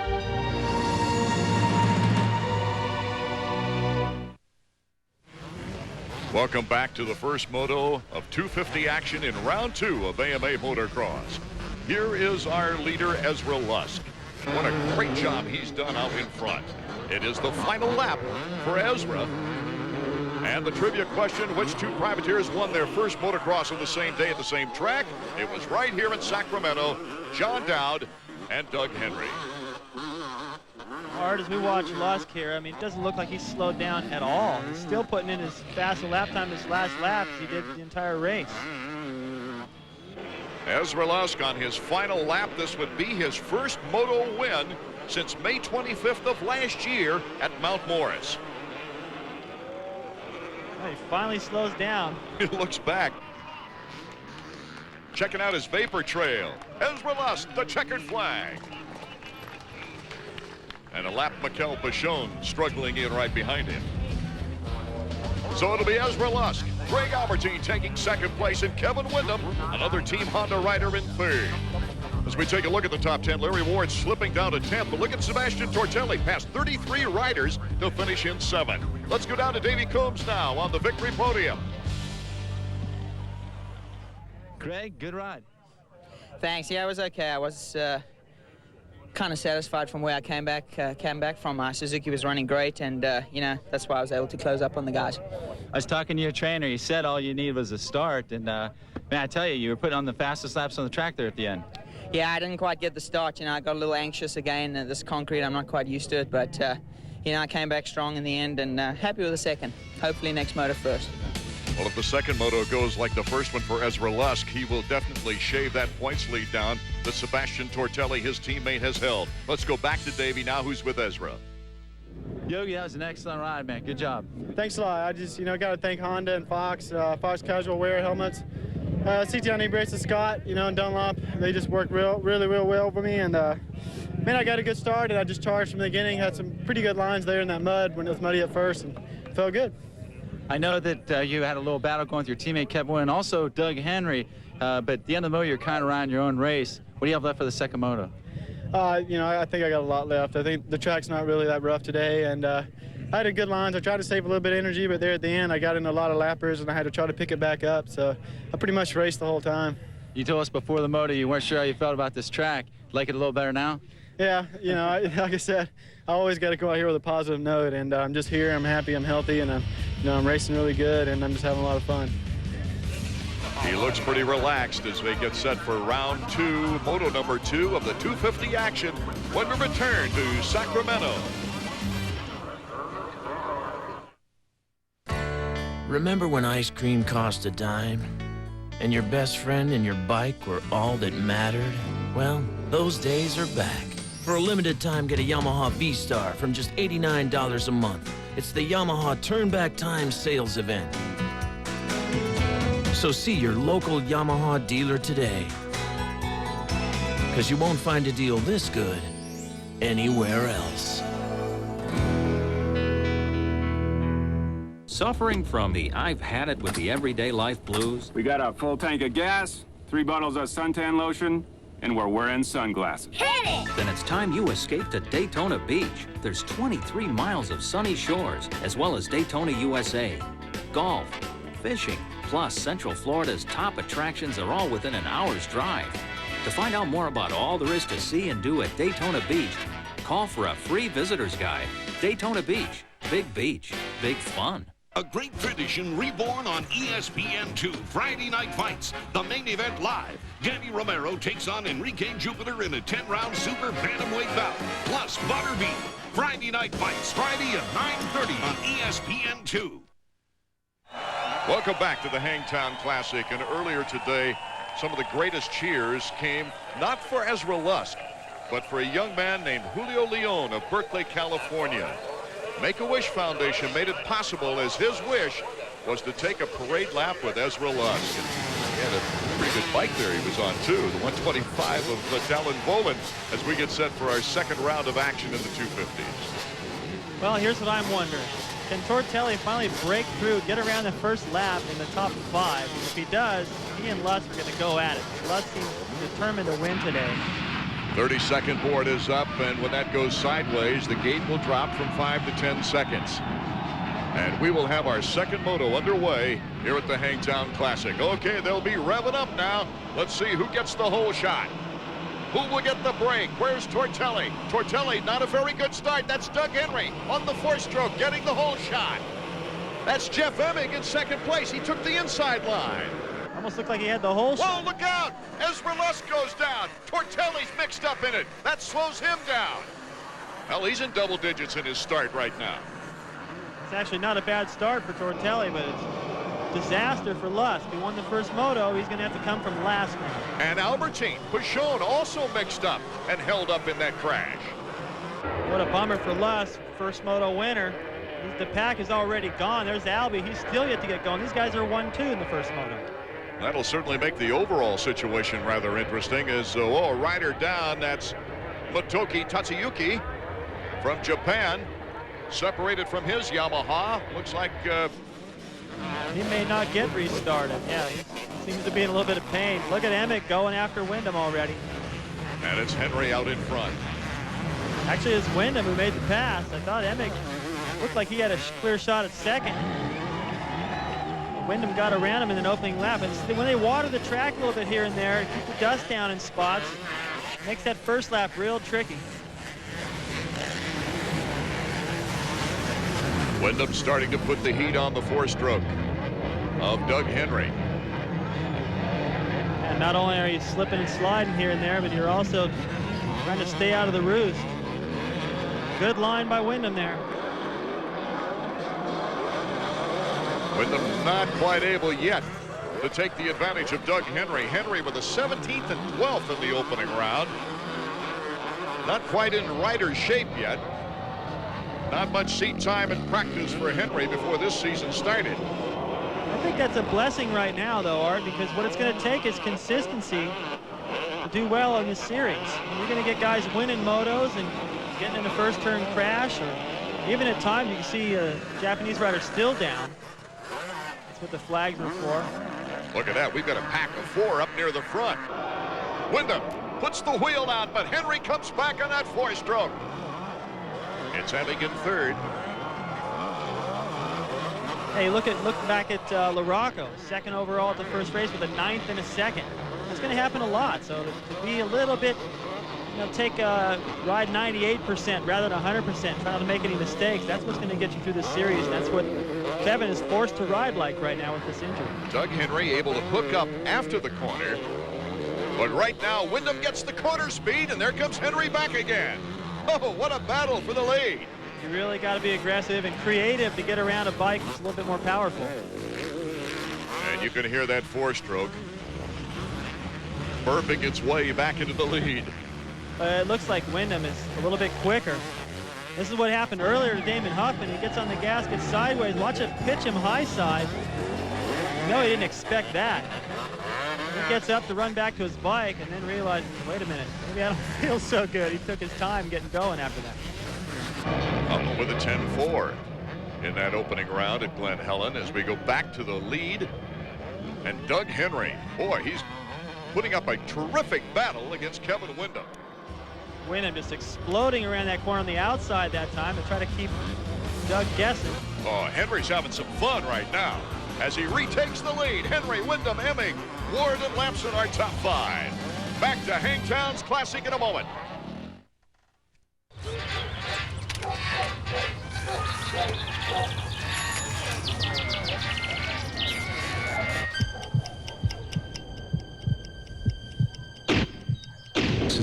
completely restyled the Katana 600 and 750, from their dual halogen headlights to their 4-into-1 stainless steel exhausts. Same time tomorrow? Yeah. So now they're just as impressive on the outside as they've always been on the inside.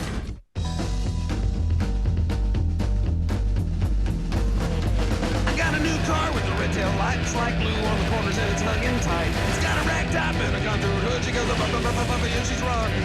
Let's go! The 1999 Mazda Miata. Set it free, and it'll return the favor.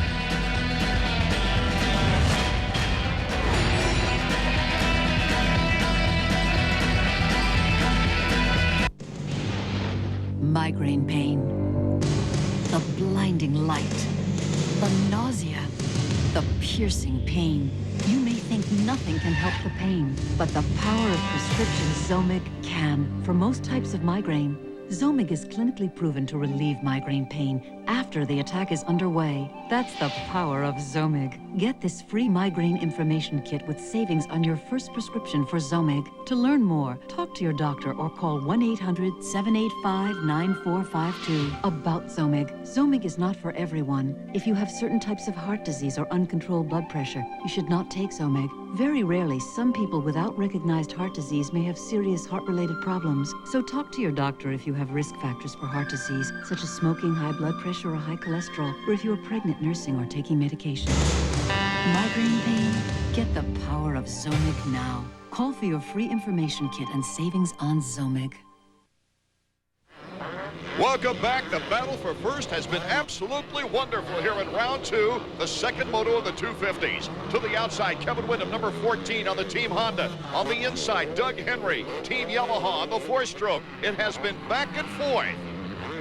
Windham with more corner speed, but Henry comes out of the corner with more power. Oh, it's making this battle exciting as he got two guys right back there behind him. Look at that, Emick and Ward. They have their own little battle going on, but the four of these guys are still close enough. The crowd, there's not really any indication of who's going to break free here. Steve Lamson looking for his best finish of the moto for the season in 5th spot. Henry took a 3rd here last year with a 3-4 behind Albertine and the winner McGrath.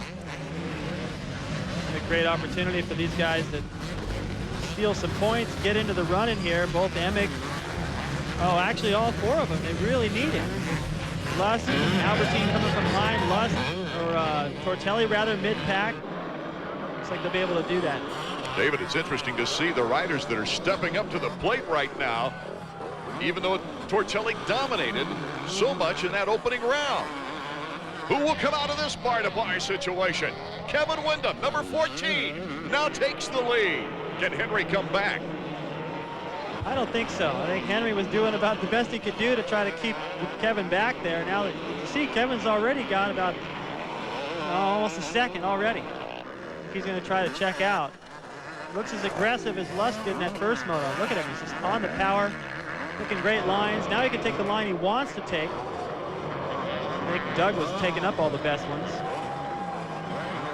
And now that he's got that little bit of a lead, he can afford to go wide here and there and not worry about Doug sticking a wheel in on him. So number 14 out in front, Doug Henry 2nd, and making his presence felt in 3rd is Jeff Emick. Look how hard these guys charge. That time Kevin up over the double. That's a tough double jump to clear because there's not much takeoff on the first one. You've got to hit it just with enough speed, use a lot of body, try to lighten the bike underneath you and get it to float over the second one. Already with a 2-second lead, Kevin Windham now on Doug Henry.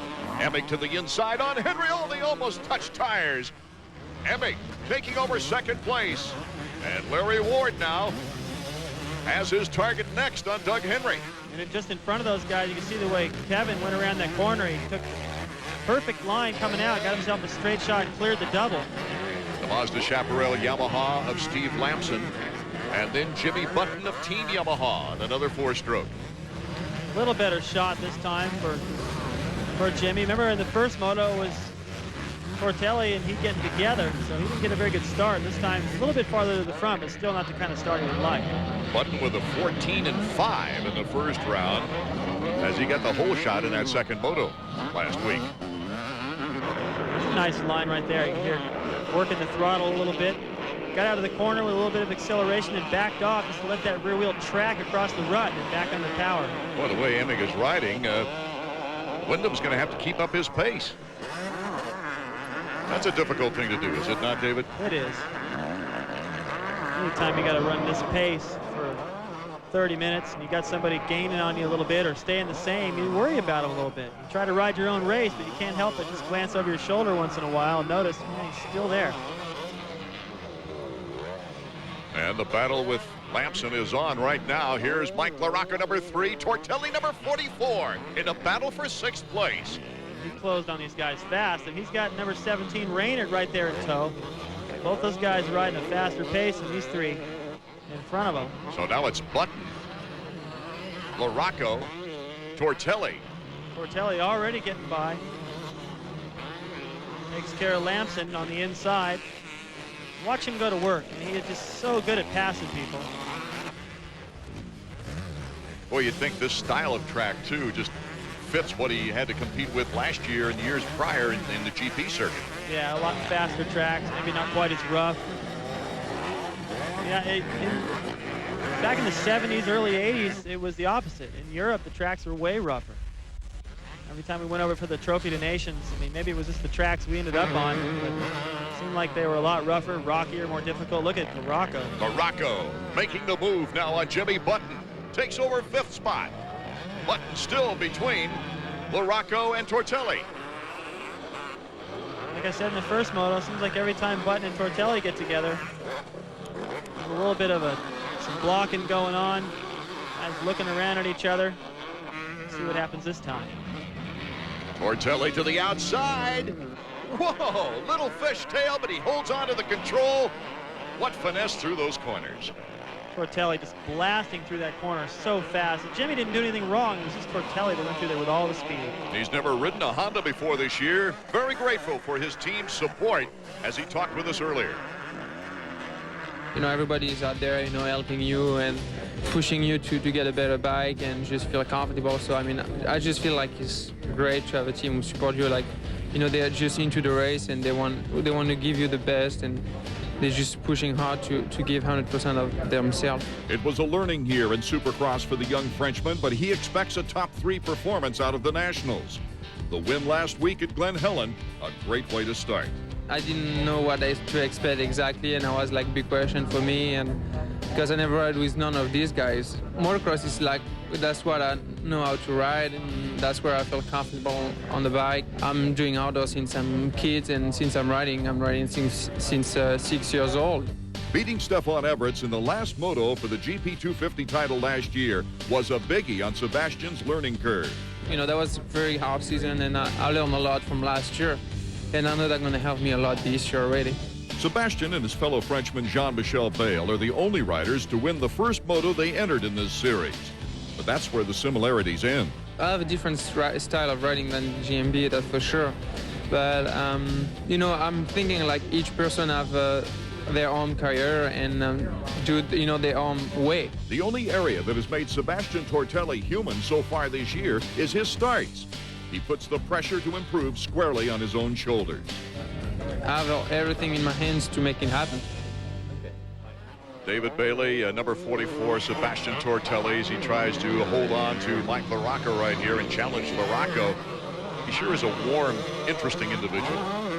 That's good to see, too. You know, there's too much of tattoos and hairstyles and guys wanting to have this Hollywood type image, and with Sebastian it's just go to the race, do your job, work hard, walk the track, study videos, get the bike working right, and try to win a championship. And that's been the mentality of the European riders ever since I can remember. So now Sebastian's bringing that over here, and he's a good example for the rest of the team, and I hope that Michonne takes a little look at that. LaRocca doing a good job of holding the very fast Tortelli off here for 5th spot as Wyndham, Emig, Henry, Ward, and LaRocca, the top 5 in Moto 2.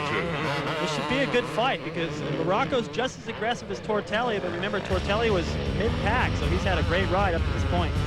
Whoa, the disc and fork protector just went off Tortelli's bike. We hope you can join us on the 12th of June. That'll be the airing of the next round from Mount Morris High Point Raceway.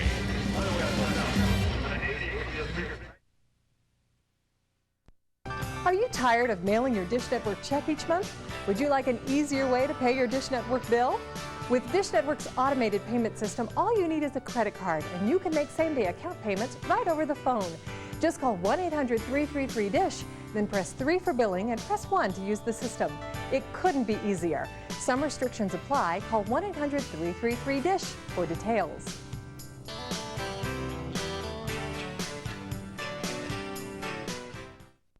You're watching Showtime, television's boldest risk taker. Just one of the great channels from Showtime Unlimited.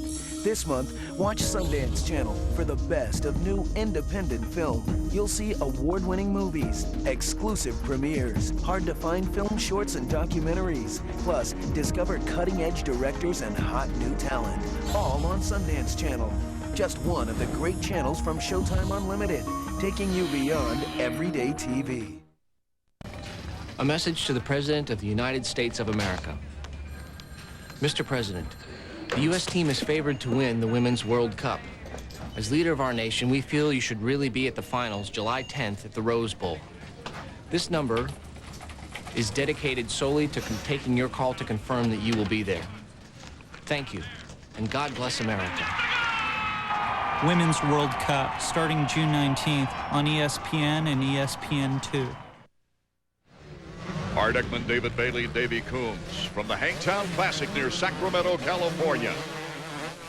A good battle on for 5th place, and Mike LaRocco has done a tremendous job of staying out in front of Sebastian Tortelli as Robbie Rayner, Team Suzuki number 17, comes up on the tail end of Sebastian. All these guys are dangerous when they start finding the groove, especially late in the race. Rayner could just ride relaxed a little bit closer to his potential more often. You always see him out front. Rayner in position now to look for opportunity against Sebastian Tortelli. Wouldn't that be a story? Tortelli looks back. Rayner to the inside. Rayner in 6th spot right now. Boy, what an unusual sight early in the season this is. Can Tortelli come back now? You see people pass Tortelli there. Wow, look at Tortelli right in that corner. Oh, a flying W by Rayner. Feet off the peg. Somehow he regained control of that Team Suzuki bike. Oh, and look at that. Tortelli does a little spinning of his own. These guys are riding at 100% right now, pushing each other. Watch what happens to Rayner. Look at his face. Oh, right there into the crossbar. That's dangerous right there. It wasn't that big a mistake, but it could have really cost him. And then Tortelli trying to get on the gas. Look how far he has the bike leaned over. Slides right out from underneath him. That's almost a crash right there. Kind of lucks out and pulls it back together. Rayner wasn't really able to get back around him because he's right in his line, but these guys are riding at their max right now, pushing each other. And we've got a battle up front right now. Wyndham's lead has been whittled down by Jeff Emig. And it looks like Jeff has just found some better lines out there in a few places and just inched up on Kevin. And I've been in Kevin's shoes plenty of times. You're getting caught by somebody like that, and you start getting nervous, worrying about it. You can't help it. The second time in this race, we have another great battle for the lead. Let's check out this week's Honda riding tip with David Bailey. This week we're going to focus on ruts. And when you hear the term body English, this is where you really have to use it. You've got to be relaxed and ride with your toes usually a little bit more on the foot peg so you don't get your foot hung up in them. This is what it looks like from the rider's point of view. And you can see they're only the width of the tire. So you've got to be precise. If you're a little bit too much to the inside, the front wheel will wash out. If your front wheel drops over it, you could go down. Check out how Talon Bolin leans his body in, but keeps the bike upright so it follows the rut exactly. Got to be smooth with the power. Try not to let your foot dangle down too much so your heel can drag. And of course, everybody's looking for the best rut. Watch what happens to Talon in the same corner. The left rider uses an outside rut that runs together into his. You've got to be prepared. You've got to be good enough and loose and relaxed enough to ride any rut on the racetrack. Somebody might be taking your rut sometimes, and you have to be flexible. For this week's Honda riding tip, David Bailey. Back to the action now in Moto 2 of the 250s. Kevin Wyndham being pressured by Jeff Emig.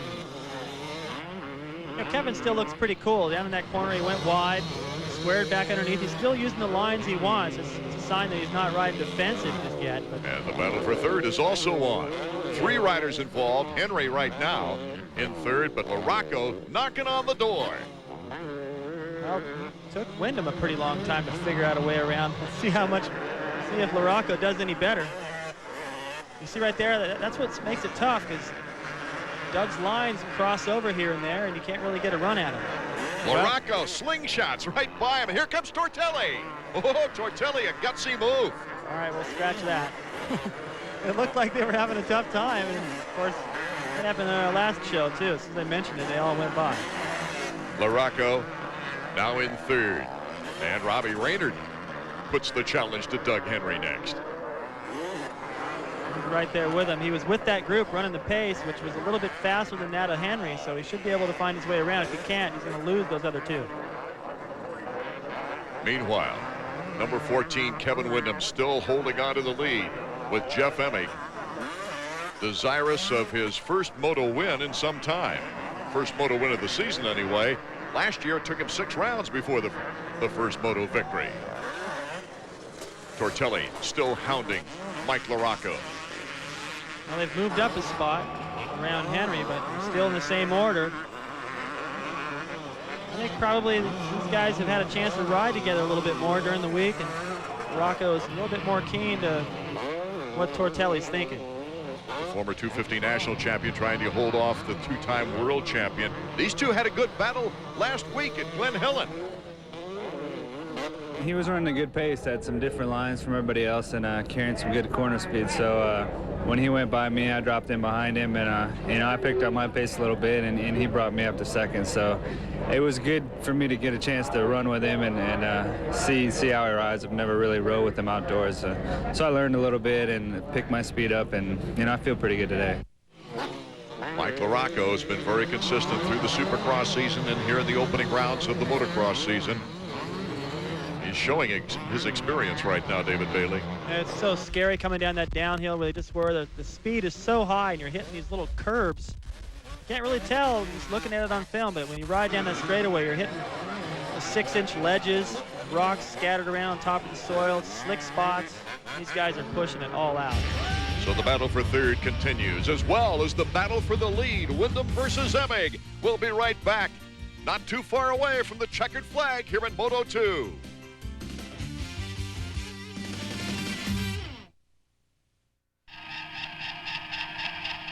It's Honda. Everybody wants to ride for Honda. That's the house of racing. The second quarter of the Honda CBR 600 M4.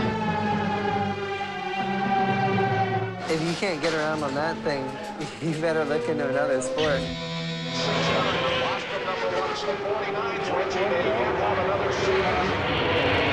The new F4, I think, is awesome. It's stable, it's fast, and it's going to be ready to rock. It's dog eat dog, you know? You go out there, and everyone has one idea, and that's that they're going to win. My dreams were to be with Honda. I had always ridden Honda, so that's where I wanted to be. I just want to go out there and win every time I go out there. I want to be as fast or the fastest guy.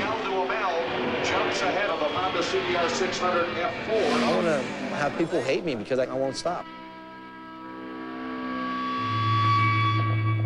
Dan? Hey, Mark. You and I go back a long ways, right? Yeah. You're my best friend. Well, I have something for you. It's number 62. No, I can't. Please take this. This is number 62. Number 62. I'm going to cherish this for life. Thanks. No, thank you.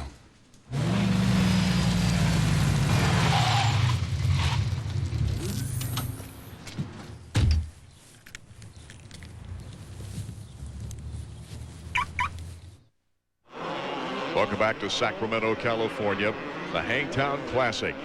And the battle for the lead continues here in our second moto. Kevin Wyndham, Jeff Emig, going at it, back and forth. Emig looks like he wants to try to make a move. Let's get out of Davey in the mechanics area now with Jeremy Albrecht. J-Bone Froze picked up the pressure even more. He's all over Wyndham. Yeah, he looks like he's riding good. It looks like he got a little bit more comfortable out there. He's pushing hard, and hopefully it's going to be a great race. It looks good already. I got to tell you, I don't envy you. Jeff Emig must be a tough guy to work with because when he shows up, he's the man, but sometimes he just doesn't show up. It's the same with all of us. Some days you feel good at work, some days you don't, and hopefully he feels great today. Well, he certainly is riding well as he's challenging for the lead here in the second moto now. Kevin Wyndham Still riding his own race, but Emig is just moving. You can see Jeff is trying a lot of different things now, forcing Kevin to have to worry about him a little bit. See, Kevin was jumping that double a little earlier. He couldn't go wide to get the run at it because Jeff's right there to steal it as soon as he leaves the door open. Look out, here comes Emig. Wyndham sliding a little bit there. Here to the inside, Emig. And we've got a new leader. Jeff Emig now taking the lead away from Kevin Wyndham. Can Kevin come right back? It's possible. Sometimes you just get tired of somebody hounding you. I've done it before. I didn't make a habit of it, but if you got somebody pressuring, you know they're not going to leave you alone. It's taking you out of sync. Now just drift a little bit wide. See what happens. Try to get him back. Look at the difference right there in style. Kevin looked like he was ready for a corner. Jeff looked like he was ready for a straightaway. So he gets that nice little burst of power right up the inside. Nothing Kevin could do about it. Fans going wild here in Sacramento as we take a look now at Robbie Raynard, who's starting to make a little push toward Tortelli. Tortelli passed one time in this race. You know, Robbie's one of those riders, the smooth line right there. He picks it perfect, gets the signal from his mechanic. One of those riders you love to watch ride when he's riding well. He just does everything right. Oh, Tortelli slipped out. He fell on his left side, too. He's got that hand probably pretty much healed right now, but it makes me nervous to see him fall on that side. See if we can get another look at what happened here. He comes into the corner, pushes that front wheel. Yeah, he got into the loose stuff. Didn't hold him enough. He fell right on the left side. He keeps the motor running, but that's a sore hand. Looks like he kind of tucked that hand underneath, too, to protect it now as Robbie Raynard and Mike LaRocco go at it. So that's a great break for LaRocco. LaRocco did a great job of holding Sebastian Tortelli behind him all that time. Our new leader, Jeff Emig, number 11, Team Kawasaki. Oh, and there's Robbie Raynard sliding out. Track is so slick. You see, they come just around from that hay bale there. They come from a hard pad. It's like a street with sand on it, right into that loam. So you've got to be really on your toes to deal, and then into ruts, then into some powder, and into some choppy stuff. So the outdoors is a whole entirely different deal than Supercross, where the traction is so consistent.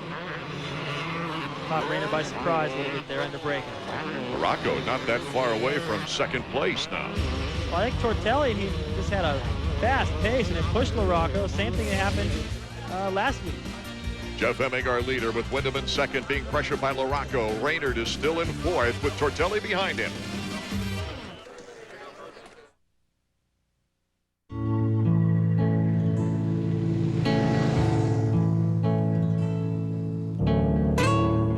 Never before has there been a cruiser as comfortable as the Suzuki Intruder 1500 LC. A bike so smooth, so impressive, you'll want the end of the ride to be just the beginning.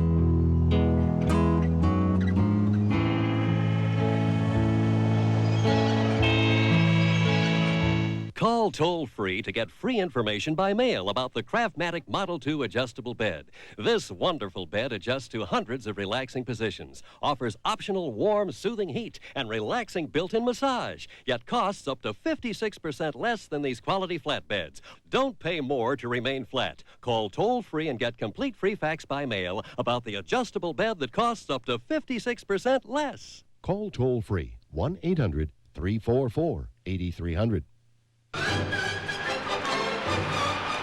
Two teams, one cup.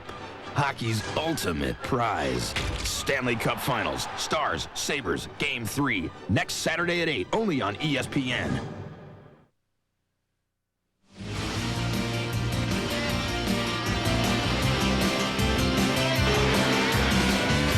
AMA Motocross is brought to you by Honda Motorcycles and the 1999 Honda Race Team. Honda, ride red. Here's our leader in the second moto, Jeff Emig. Behind him is Kevin Wyndham trying to hold on to second place with Mike LaRocco behind him. Should he do that, David Bailey, that would be his very first national 250 overall victory. Kevin Wyndham. Oh, all he's got to do is hang on to second. It looks like that's about all he can do because Emig has picked up the pace, ridden better and better, smoother and smoother throughout this entire moto right now. He's just in a groove. Good early season form for Jeff Emig. Well, you know, I remember we had Kevin up with us in New Orleans, and we were asking him about Jeff Emig. You know, what do you think of him for the outdoors? And he goes, well, I don't really think about him. And then he goes, well, I don't know. On second thought, he's one of those guys who can get on a roll. This isn't any indication. He's getting on a roll a little sooner than guys expected. He put together a great string mid-season last year before the injury took him out of competition. Jeff seems to be affected a lot more than most by confidence or lack of. And right now, he's starting to build some. Could be dangerous. It could make things very interesting for our outdoor national season. Jeff Emig sees the checkers, celebrates with both hands. Whoa, Team Yamaha's Jimmy Button went down. On the final lap, Button trying to get that four-stroke back up and then has to restart it. So Jeff Emig wins the moto, but Wyndham wins the overall. Morocco, Rayner, Tortelli, Lusk came all the way back from last to sixth place. Davey Coombs making his way over now to our overall winner, Kevin Wyndham, on the victory podium. Davey? Kevin, I got to tell you, when we showed up here this morning, I didn't think this was going to happen. You had a horrible day at the opener. Come out here and get the overall. Yeah, it was really good for me today. I got good starts both times. This Honda's working great for me, and you know, I need to polish up on the last 10 minutes of the race. But fortunately today, you know, I might not have been the fastest one either moto, but I had the consistency, which really paid off. It looked like you were getting stronger as the second moto went. You had a good challenge from Jeff Emig. Then Mike LaRocco was coming up on you, and all of a sudden you really bared down that last 10 minutes. Yeah, LaRocco's an animal, and if anybody can make it, he can. And it was really a confidence booster for me to be able to hold him off for the entire race. And, you know, man, this bike's just working great. I'd like to thank Honda once again, and Dunlop tires, Axo helmets, Scott goggles, Gary Simics, No Fear gear, 1-800-COLLECT, Alpine Star boots, and I think that's about it. Just a fantastic effort today, Kevin. Yeah, I felt really good, and man, what a place to do it. I've never had a strong result here at Hangtown. I've always been racing against Lamson. You know, he hauls butt around here, but feels really good today, and man, hopefully I can just carry the momentum. Kevin referring to his 125 wars with Steve Lamson as Kevin takes the overall. Jeff Emig with that moto win, moving into second with a 5-1. Ezra Lusk also on the podium. The 7-5 for Sebastian Tortelli. He'll still be the points leader, but it tightens things up as we go back down to Davey now, who's with Jeffro. Man, Jeff, what a great ride. You came up through, you rode solid, got the win. How's it feel? It feels pretty good. We've been struggling the first three motos with the setups on the bike and the way that I'm riding it. So I got it together. I got a good start, and I was just real patient. Kevin was riding a really good pace, and I figured, you know, just let him go. And then I seen him when he started to back up a little bit. I wanted to make my move because, you know, I didn't know who was coming, you know, from behind, because there's been a lot of guys that have been really strong from like 10th and 15th place, you know, coming up to the top 5. So, but I really focused on going forward and didn't worry about what was behind me. Now the outdoor national season is going to start in earnest. You get a couple weeks off. You got something to build off of. How you feel about the title? Well, I mean, title's a long ways away. You got to get those moto wins, and we got to get the bike dialed in. And you know, where I'm, you know, consistently winning. I mean, I won one moto, but man, there's a lot more to go. I would like to thank Kawasaki and all the guys on my team for working really hard this week. Like I said, we were pretty frustrated after the first national, and we came back and got us a win here. I'm really happy, and thanks to you know, to the guys on the team for really working their ass off. Good to have you back in the winner's circle. Thanks. Good to be back. Right on, Jeff. Good ride, man. So after the second round of action, Sebastian Tortelli's lead has been cut to 7 points, with Ezra Lusk, Mike LaRocco, and Jeff Emig moving into contention. Albertine rounding out the top 5. So David Bailey, it's been an exciting afternoon here near Sacramento, California. One that saw some very interesting events. Tortelli once again having trouble with the starts. Bad luck right there, getting caught in the wrong place at the wrong time, having to come from dead last. Our first moto winner, Ezra Lusk, as he makes a charge toward his teammate now in the points chase. Jeff Emig finding his stride in a long battle with Kevin Wyndham. Gets the win, puts him back on track, but Kevin Wyndham stayed consistent and got the overall win. Tortelli hit the ground again in Moto 2. An eventful day for Kevin Wyndham, his very first 250 national overall victory. Art Ekman, David Bailey, Davey Coombs saying thank you so much for being with us. AMA Motocross is a presentation of ESPN, the worldwide leader in sports. For more information, log on to ESPN.com, part of Go Network, go.com. They are waiting and watching and wondering, and some even hoping that one of the greatest